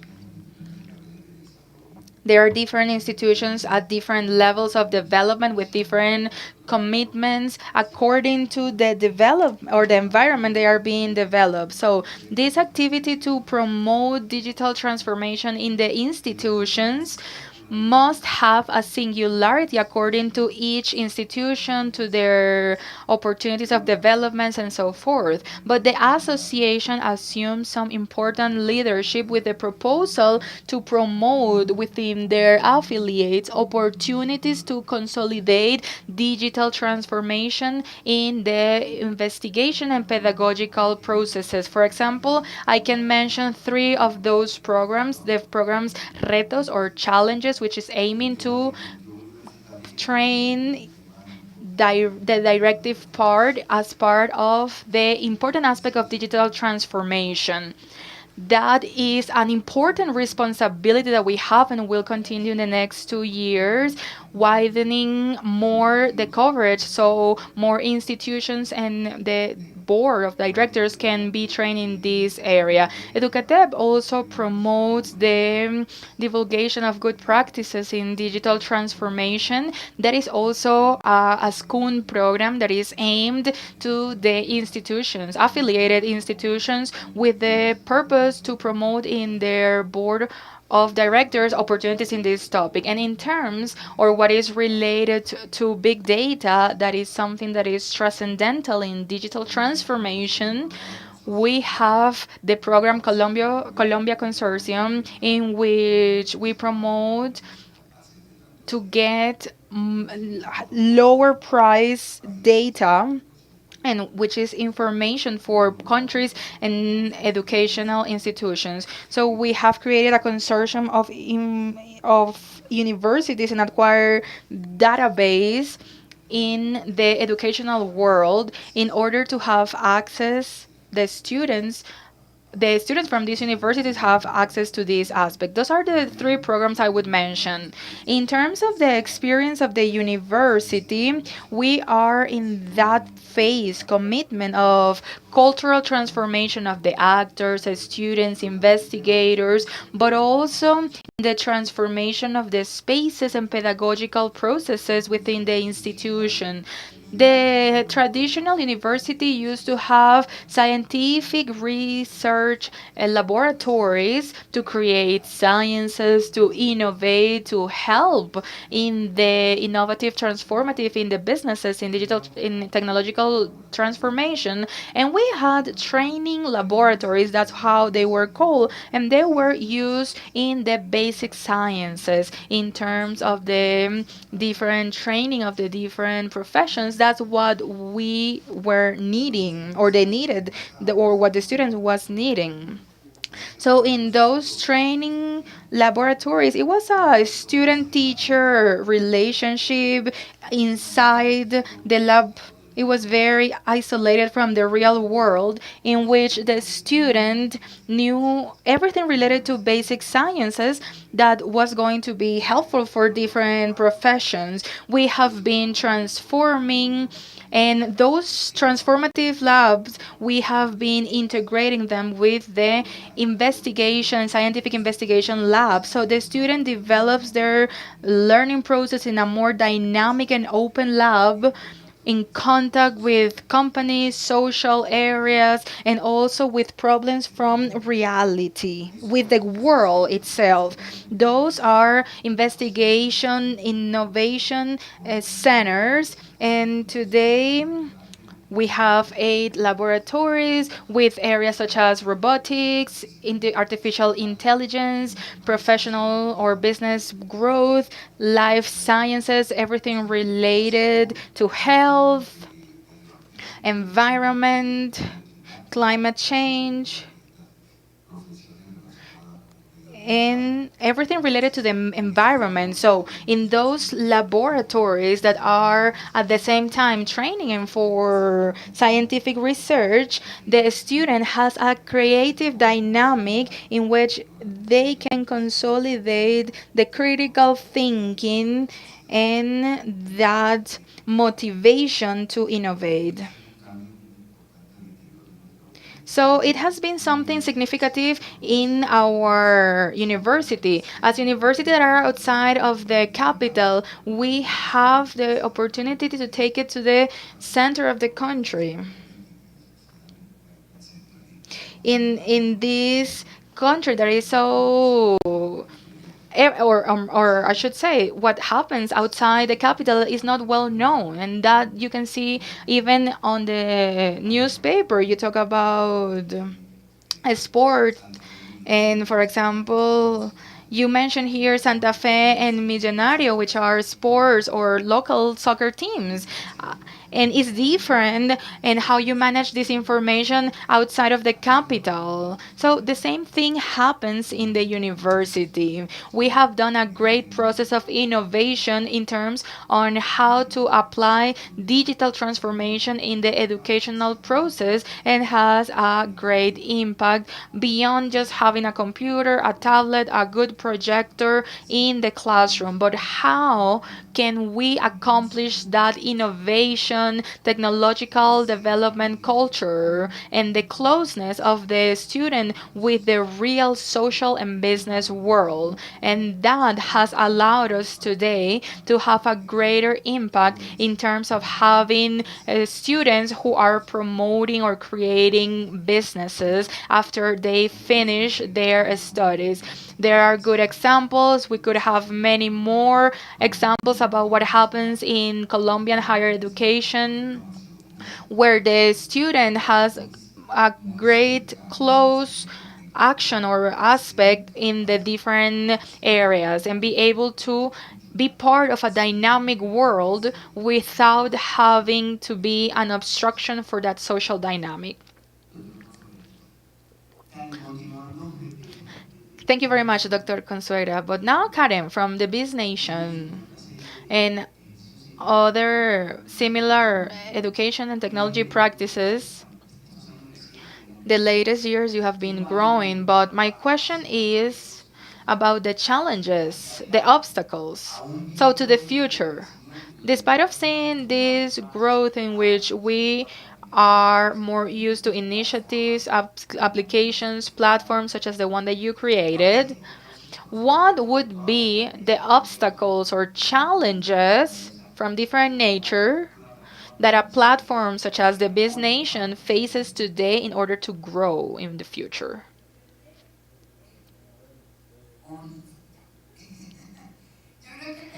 I think that in terms of growth, in fact, we okay, the co-founders are my two sisters, just in case. So the three of us, we are business partners, and we are from Barranquilla. And oh my God, this is a panel from Barranquilla. I grew up in Barranquilla, as you can hear from my accent. So there are challenges. For example, we have similar solutions that have arise, and the pandemic gave us a huge favor. It gave us like a good luck kick to demonstrate that you can learn anything that you want from the internet. So 2020, 2021, we grew a lot. And we started this in 2019, at the end of 2019. And of course there are a lot of people who would like to go back to face activities, but there is no doubt that there will be a lot of people who will need to be plug in to learn things fast in a rapid way, because technology has something that is positive or negative, depending on how you see it, and is that it updates very rapidly. So for example, Python version that we know today will not exist in 3 months, so we will need to be updated. So this is a challenge that we have from our startup, from Biz Nation, because we need to create content at light time, and also that is relevant with quality, and to see how can we have certifications, despite that today the certification have lost importance. The ability is what gives you the opportunity to have access to a job. Some companies tell you, well, you don't have a job, that's okay. If you know how to program this and this way, that's perfect. So yes, it is important for us to have that capability to be producing content in a very rapid way. We have a huge challenge of expansion, because since we are 100% virtual, our market is not Colombia, is Latin America, and that requires for us to have an important aspect to have access outside of Colombia.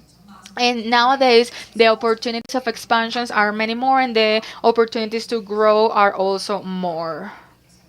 And the marketing team needs to be disruptive in order to be significant in other markets, adapt the content in other countries such as the Dominican Republic, Mexico, etc. But those are good problems to have. I think the opportunity or the challenge for digital education is gigantic, and I don't only say this from a business point of view. The market continues growing while the people still have connection to the internet, and there are rural people who do not have internet, but they will have internet. When they have it, we will have more people with access to digital access, and of course to education. But the important part here is not for the companies, for the people who live in areas like Consuegra said, areas that are not Bogota, not Barranquilla, not big cities, and are big cities, but they still can learn these abilities that in their houses with a connection from internet can study and then work remotely from a company in any part of the world, and have a job opportunity, a long-term opportunity that will help them change their life quality and so forth. And there is where I see challenges for digital education, but also to provide real opportunities to people who live in rural areas, and that in other way they would not have access to this type of education or this type of abilities, or sorry, of this type of opportunities. Now, from people for education, Maria Alejandra, the same question we were asking for in the previous panel. What is the agenda or the challenges? If you had to choose the 3 or 4 key actions that are important, obstacles to overcome, because there are activities that we need to do immediately, or maybe because there are opportunities that have a huge potential and we have to take advantage of, in the positive and negative aspect, what should be that priority list from business people from education? The first thing to answer to your question is a data. Saber 11 points that took the test was 29 points below the students that presented the text in the private sector. Sorry, it's 35 points. In 2019, before the schools closed, that the same gap was 26 points.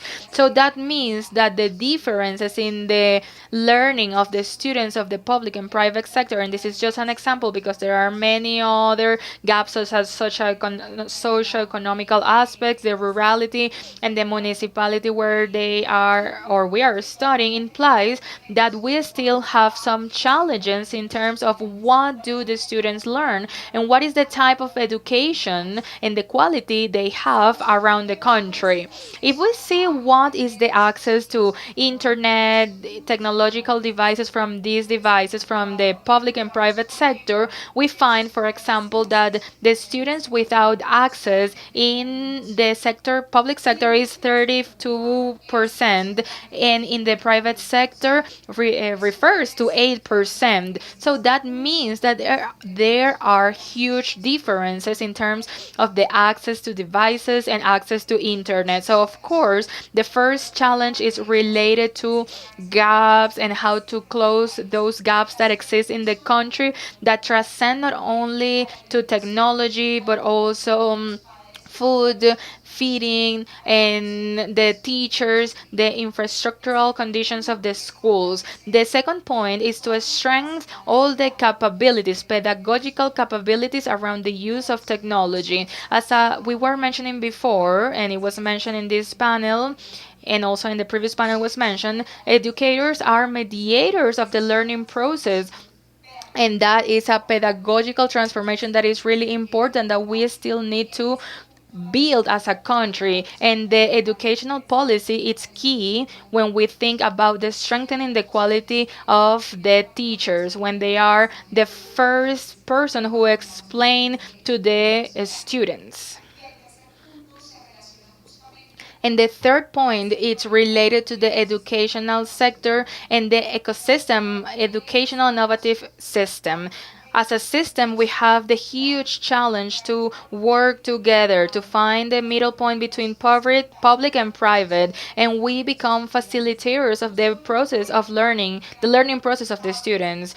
For example, not only by giving tablets and computer to the students, but also thinking about how we take advantage of the data to make better decisions, how through artificial intelligence and all these opportunities that technology and innovation brings to us, understand the risk factors that leads to a student to desert, and we have better opportunities and programs for those students. So as a sector, we have the challenge to join together and articulate in pro of the students the education and the learning from the technology and the innovations that are provided. And finally, to conclude, I would like to mention that the next point we need to have a good approach is culture and innovation. How do we understand this as something positive and that can add? Recently, we had a survey in which where we asked Colombians over 18 years old what they think about virtual education, and 70% of these interviewed people said that virtual education is worse than face-to-face education. So the quality of these virtual programs, there is a huge challenge for these to be pertinent and to answer to the country's needs. But in terms of how we think about the virtual education, we need to change those ideas, thinking that is better or worse, but we have to value it as an opportunity so more people have more access to education to reach to those places where cannot have or they cannot have access to the different programs. This is a list of some of the challenges and obstacles that we have found in the organization from that analysis. Thank you, Maria Alejandra. We are in our second panel of our forum, Digital Transformation for the Future, Education, Innovation, and Technology, El Tiempo, Huawei. And we are here asking ourselves, what's next for education, for the universities, public and private universities? What's next for education platforms? What's next in the educational sector and their challenge? And I would like to finish before we finish this panel with this group of panel the same exercise that we did with the other group. Maria Alejandra, Karen, Dr. Consuegra, and is thinking about the future. What do you see for the future? What's next? From Business People for Education, Simon Bolivar University, and Ascun Association and the Biz Nation, what is next in terms of this connection that we have explored this morning? Education, technology, digital transformation. Maria Alejandra?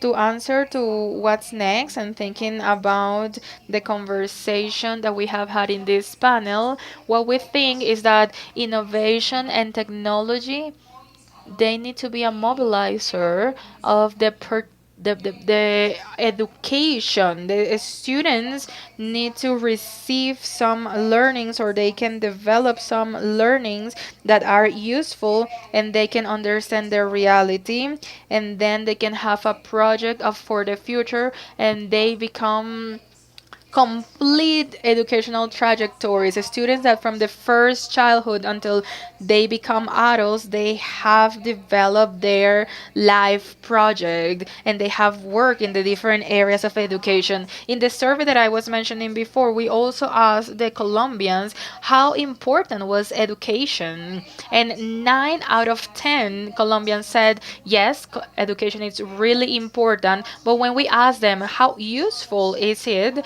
only 6 out of 10 said that education was very useful for daily life. That is a gap that exists, that education, innovation, and technology can help us while it helps us to go further and faster. We need to know the realities, adjust to the necessities of the different populations, and stop thinking about the student as a student who receives, as an object who receives knowledge without, but as the center of the policies, educational policies of the programs and the center of the classroom. And in this sense, the teacher will be a mediator in this learning process after what the educators receiving from the realities and the context of the different students and different actors. Thank you very much. What is next, Dr. Consuegra? The challenges are big. I see that the high level education institutions, we need to have a leadership at the higher level, and we need to be responsible in order to create that transcendental future that needs to be created in the countries.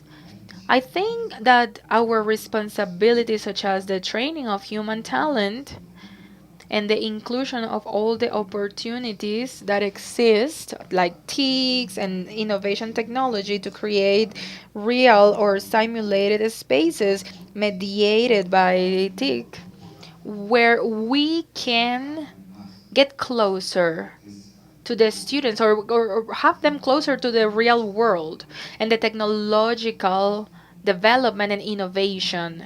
That is something really important.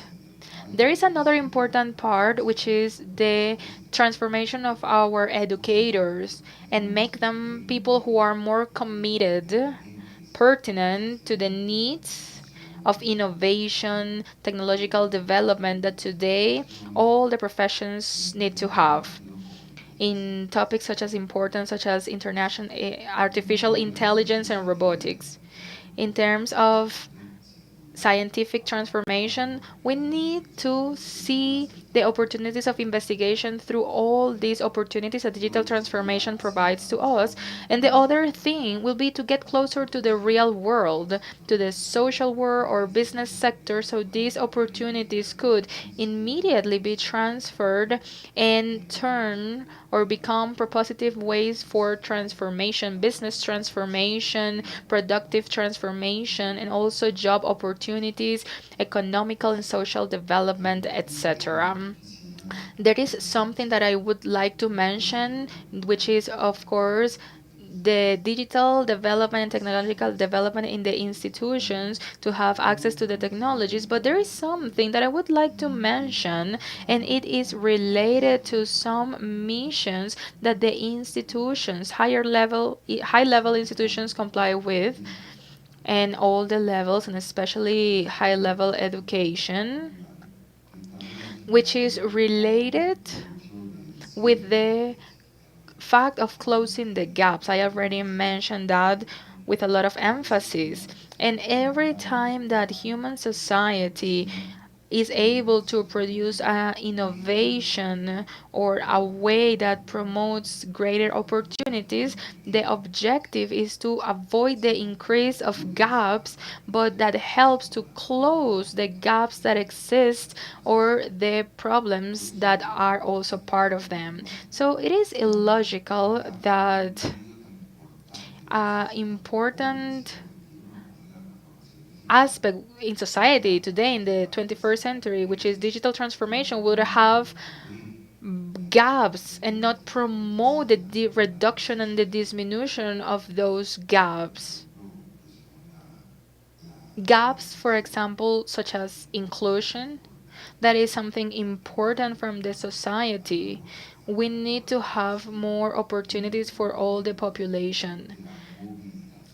We also need to talk about social mobility that education provides, and it's able to reach all the Colombians. Also, we need to promote equity, promote social justice. Those are transcendental aspects, and we need to build the way on how digital transformation helps to solve these social problems and to improve the opportunities for everyone. The education ministry was already mentioning the commitment that they have in such an important topic such as the higher coverage and inclusion of students in higher education as a way to close the social gaps that exist in our country. My invitation for the future and the challenge that I have as a rector and president of ASCUN is how can we help for this social transformation to help us overcome gaps and overcome digital problems. And we could include and also have so much more solid democracy and much opportunities for everyone. I think that is the greatest challenge. And let's conclude this panel with Carmen Carvajalino. What's in the future, not only for the Business Nation platform, but how do you see it from the virtual education in Colombia and America and Latin America? Thank you, Francisco. And just to finish and to avoid repeating all this important information, statistics, and reality that our educational system lives towards our future, I see a few things like shorter titles. I think we have to move forward to university titles that are shorter. Maybe careers is that goes we need to have careers that last 2 or 3 years, and anyone in this can know, everybody knows the type of abilities more than only one career that this person concluded. I see that education and having a specific abilities and skills from these technologies that are being updated is going to be really important, because as I was mentioning, it moves forward really fast, so the need to be updated is key. I see collaboration aspects that are important in education, from preschool, primary, high school, university, and what we call lifelong learning. It will be key to be learning for the entire life, and I think that collaborative models are really important, like to co-learn something, so to avoid having huge deceptions, especially after the university. I see that there will be a need to be continued training. Human beings, we will need to be continuously training, because technology requires that, and if we are not aware and of the new technologies, we are be running back. And I see that there are methodologies that will be more important, such as such as micro learning. I don't think there will be something crazy to teach children with using TikTok and with format, TikTok formats, 30 seconds. And then they come here with the teacher who is going to be like a coach, and they will be able to apply with project everything that they learn conceptually with short format. So there are new methodologies that we need to measure. I think there is literally a metaverse in education that we can take advantage of, and also to interconnect the countries, because the geographical barriers will not exist while we have more access to technology, and I see that technology is going that way. Thank you very much, Karen Carvajalino, founder of the Biz Nation, Dr. Jose Consuegra, president of ASCUN Association and rector of Simón Bolívar University in Barranquilla, and Maria Alejandra Muñoz, thank you very much, leader of data analysis of the foundation, of the organization Business People for Education. Thank you very much. We will continue with today's journey dedicated to education, innovation, technology from digital transformation, with an interesting guest to talk about learning platforms, e-learning, digital e-learning, and a very important experience from Colombia in that platform. Don't leave our forum. Digital transformation for the future, education, innovation, and technology. El Tiempo, Portafolio, and Huawei Colombia.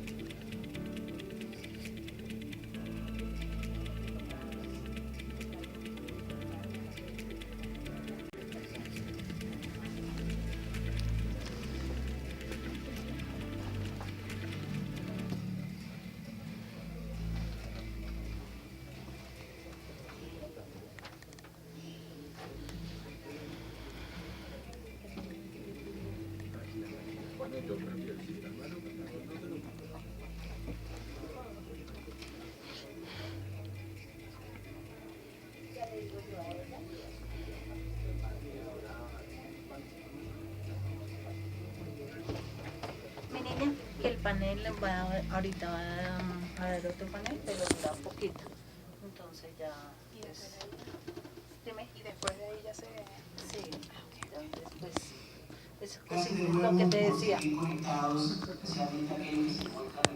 We are going to continue online, especially those who are watching through our digital platforms, portafolio.com, in this forum with Huawei Colombia, digital transformation for the future in education, innovation, and technology. And we want to use this space to have a conversation with a special guest. Welcome, Juan Sainz from EduLabs. Welcome to our panel. Thank you very much for the invitation. Thank you to El Tiempo, Huawei to organize this space. Thank you to the attendees. Thank you for, and I'm very grateful for being here, Francisco. Thank you, Juan. The idea is to talk in depth, and Juan will tell us about EduLab's story. What brings you here to this panel and to share that experience? Here we have been discussing and we have been talking about access and the need to have platforms that sustain these different type of experiences, such as the traditional ones and the not so traditional ones. Tell us.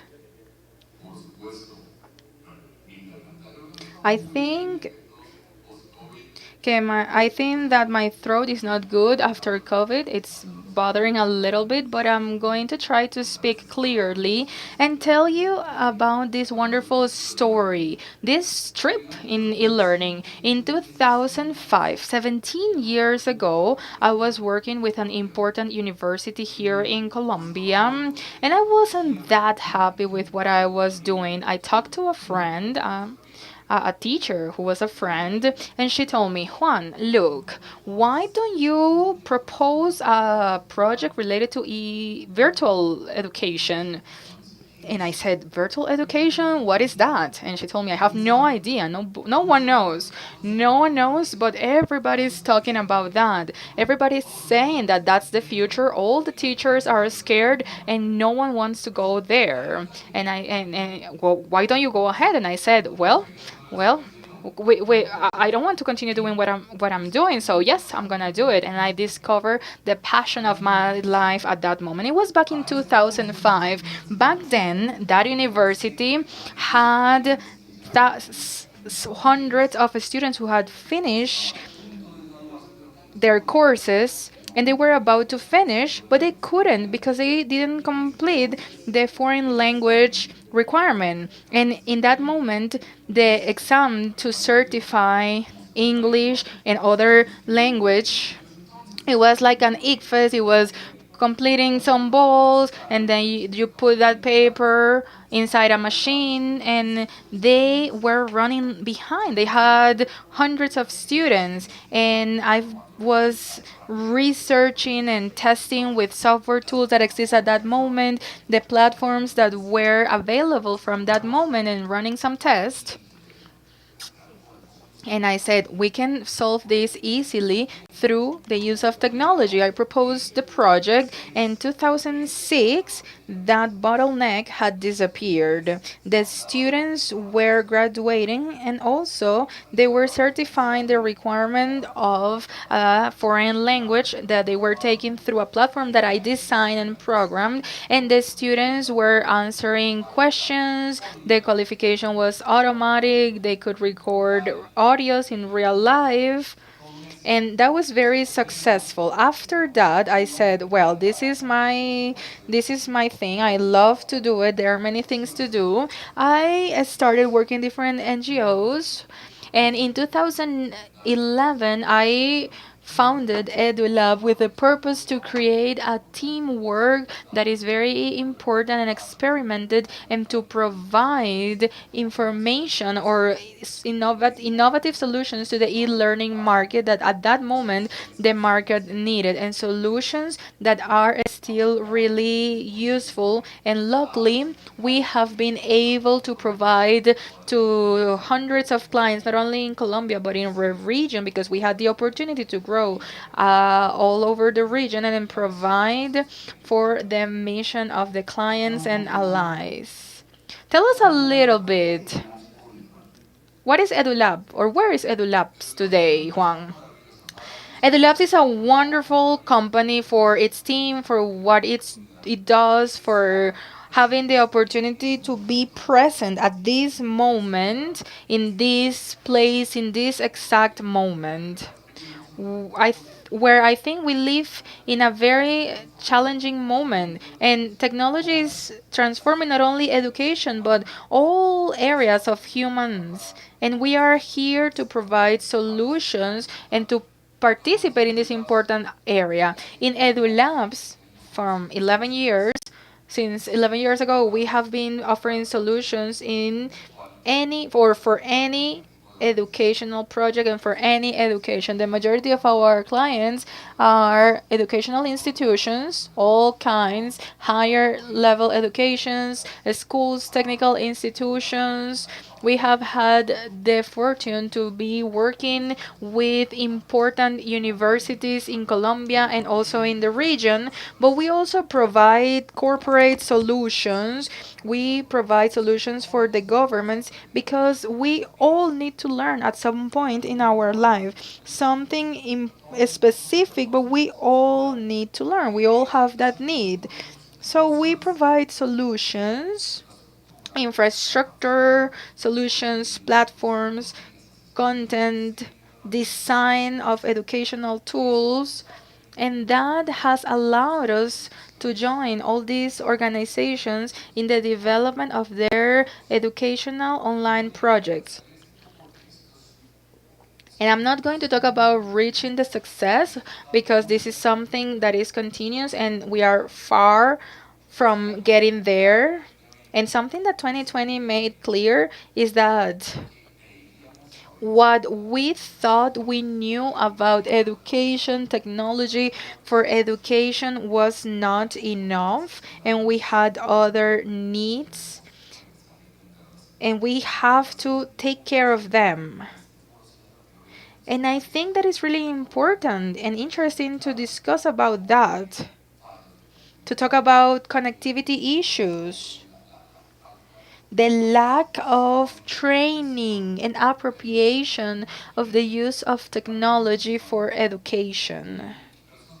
But that is wonderful because that means that we still have many things to do still and many positives are coming. After 10, 11 years in EduLabs and other 5 or 6 years that you were mentioning, what are the main changes in terms of access to technology, changes in the coverage of the users, in the reception of the institutions? What are those important changes that you have identified in these 12 years with EduLabs and maybe 15, 16 years working in e-learning? Francisco, I've seen plenty changes. Starting that back in 2005, no one was talking about this. No one was talking about e-learning. Zero. A couple of years later, people were talking. And let's say 2006, 2007, we had many pilots in many universities in Colombia. I'm talking about the place where I started. Many universities in Colombia had a virtual unit and they were researching about the topic, they had platforms and they were using it somehow. At that time, I think there was a lot of skepticism about the how useful and the quality virtual education was going to be, and there was a little, or people were scared. It was like a urban legend that virtual education will replace the teachers. That is didn't happen and it's not going to happen, but I'm going to confess something that I feel afraid of, and it is that it has been said a lot of artificial intelligence, and we have seen everything that artificial intelligence can do, and it's part of our life without us noticing it. I think most of the cell phones have integrated the social media that we use, the algorithm of artificial intelligence. If you go on YouTube, you can watch videos in artificial in artificial intelligence softwares created with that, and the quality is important, and it could be generated in minutes. There are apps in which, with some keywords, you can create a unique image with high quality. We can create text, drafts of text with keywords that have been designed for that. And we are not far from the moment in which this type of solutions will be in the capability to create complete content for signatures. We are not far from this type of tools can be that virtual teacher or tutor that accompanies certain students in their academic trajectory. And I'm afraid that at some point, this, instead of reducing the gap, will make it bigger. Because on one side, we will have students who will have the opportunity to learn with the support of technology, but directly from an expert, a teacher who accompanies in the entire process, and students that are being trained by machines. I don't think that will happen in the next 5 years, but I think that with the improvement of technology, it could happen in 15 years and the gap could be even bigger. But going back to your question, that was something that was happening in 2007, '08. Virtual education will take my job. After that fear being overcome, now we lived the time where we know that we have the tool, we know that we need a platform in the university, we know that we need to make some content virtually, but we don't know where to start from. And then a boom starts in the entire region around 2010, 2011, 12. The organizations started to use a lot of budget to start virtualizing content, and they start to create the first academic programs in virtual modality. And from there, for us as private companies, it was easier to convince our clients and allies to the importance of integrating technology in education.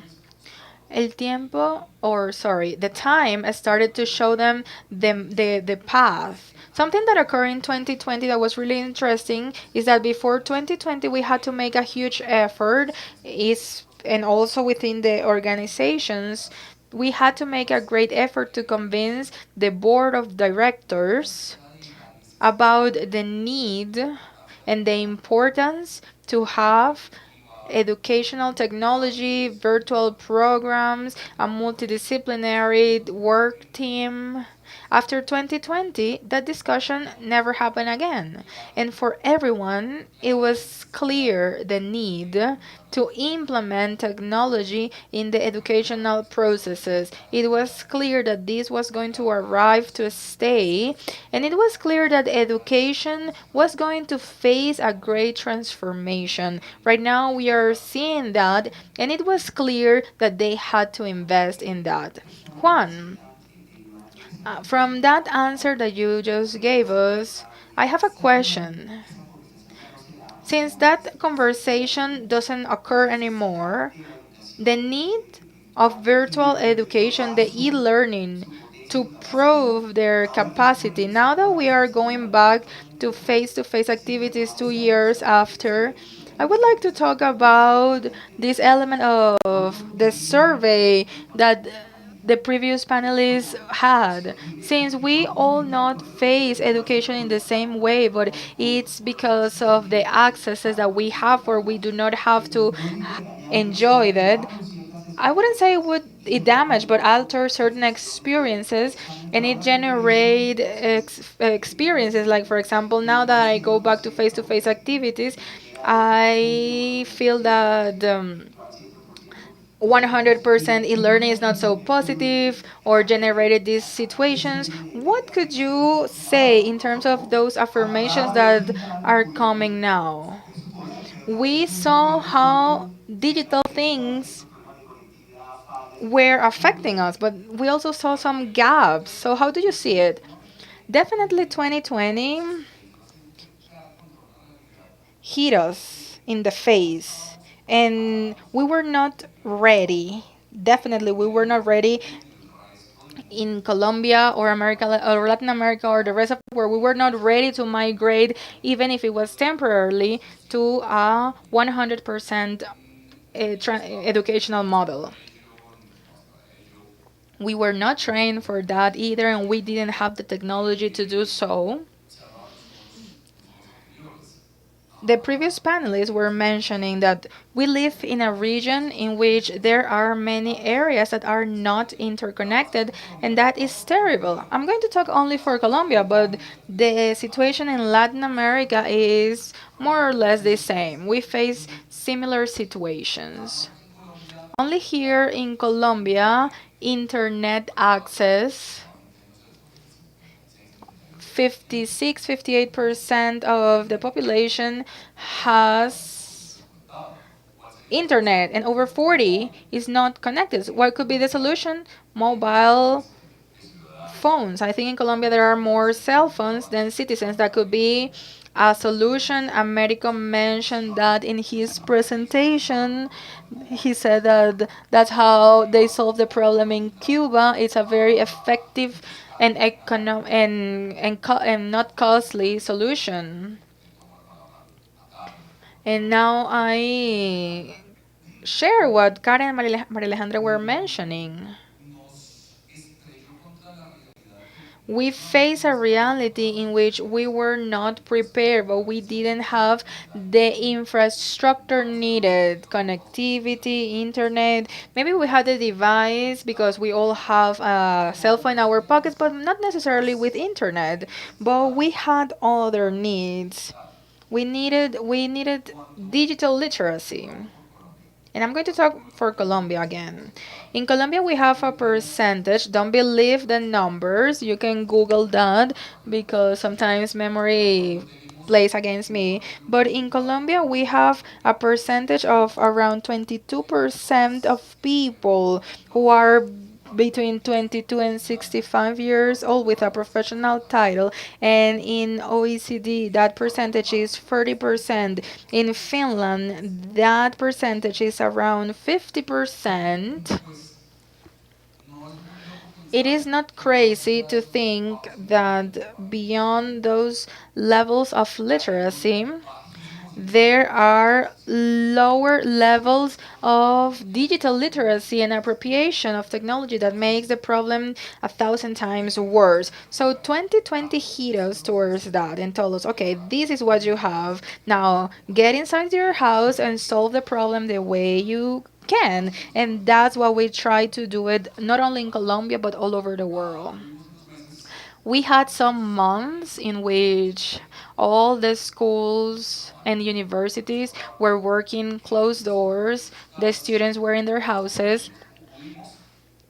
We survived the way we could. But now that we are going back to the classrooms, we are realizing that for the students who have always learned virtually, things didn't change much. Because one, if they were already virtual students, they had high levels of digital literacy, good connectivity, and they already had the skills, the discipline, auto regulation that requires to be a student 100% virtually. So for them, things didn't change much, but for the students, face to face students, and the teachers, things did change.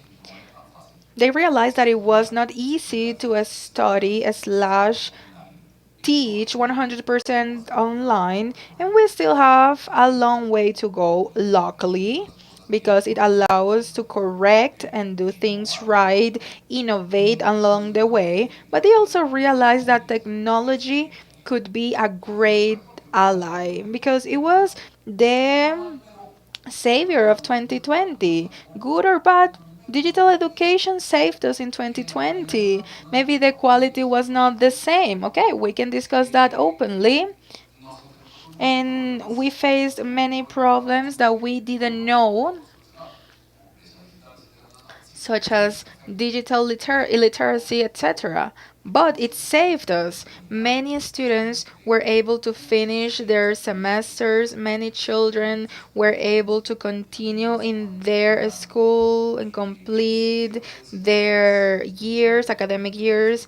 The close of schools in Latin America could have been worse and higher, but these, and I don't want to blame only the pandemic, but this thing that was happening, there are many events happening for the last few years, but not also, or not everything is fault of the pandemic, but we have different crises, war, inflation in the United States, a lot of things, pandemic, that are making everything more difficult. But if it wasn't for that, then the situation would have been worse. Only with what happened in Latin America, we went back to 20 years ago in levels of poverty. We went back 20 years. It is true that we moved forward in terms of appropriation of technology. Okay, technology moved forward, and we said, well, if this hadn't happened, the technological advances we are experiencing wouldn't happen on if until like 5 or 6 years more in the future. But in many other topics, we move back. And if it wasn't for digital education, the impact would have been better. We're talking about levels from 40, 50 years ago. How many students were not in a school at that time? More than the ones that we have now. And the students that have other opportunities in life. How many students didn't stop going to school in that moment? It would have been more. So, a learning that this experience led to us is that technology and digital education could be really helpful. And right now, we are trying to get the best of both worlds, the best from the in person activities. We have all the experience in the world, but also the best from technology. Karen, for example, was mentioning about flip room, micro learning, micro learning, and now we are trying, or we are starting to experience and experiment different things and saying, well, what if I leave some job or homework for the students and I'm going to send you some interesting and dynamic activities. I'm going to send you some TikTok videos, some accounts for you to follow, and a few things that you can do, and then we will discuss about that in class.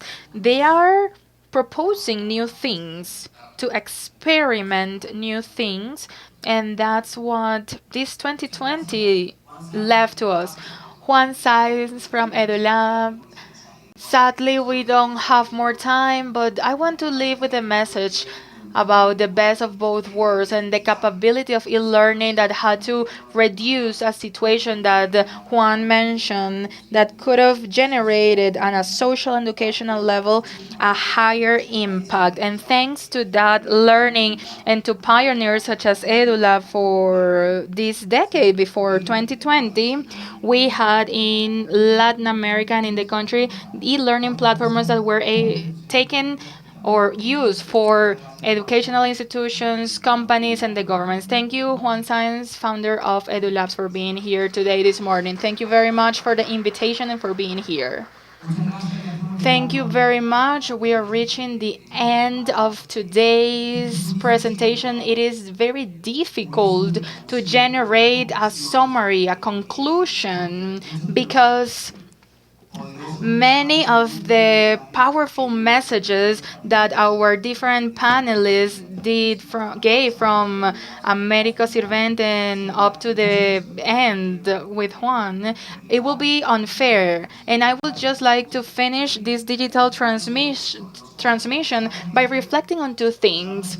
We started this event remembering how in 2020 Portafolio, El Tiempo, and Huawei launched Conexiones Portafolio, and they explore different aspects in digital transformation. One of them was education. And after 2 years, when we come back, what we see in our guests and with our panelists who highlighted this in different way, we see how the communication and discussion it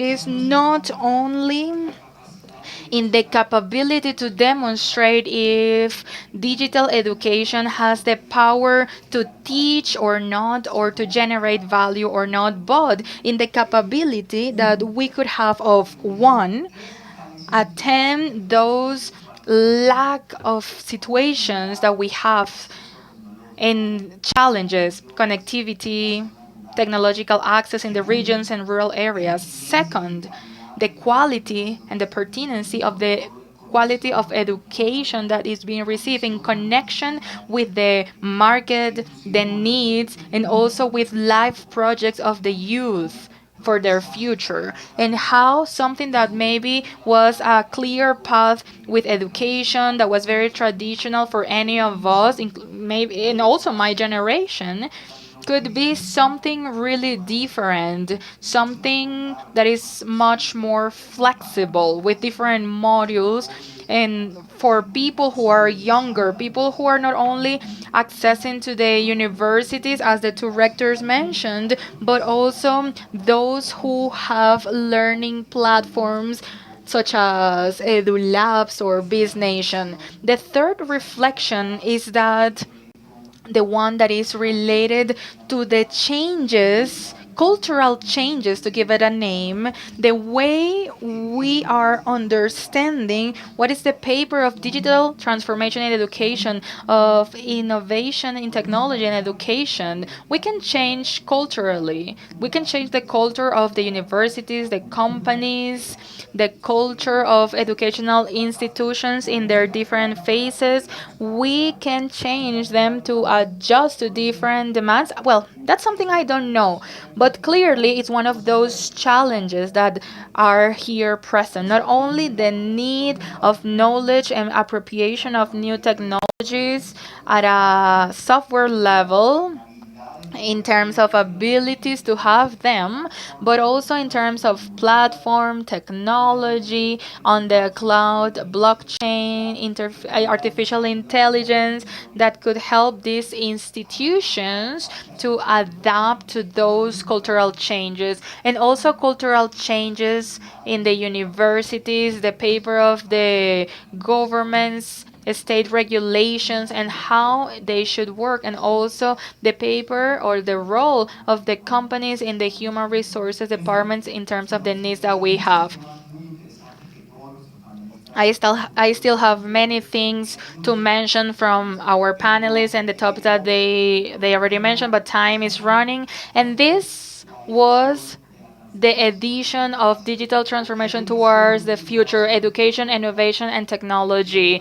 El Tiempo, Casa Editorial, Portafolio.co, Huawei, Colombia. Thank you very much for joining us today. And now I invite you to connect to future events and virtual forums in which we are going to explore the impact on technology, not only in education, but other sectors. Thank you very much for joining us today.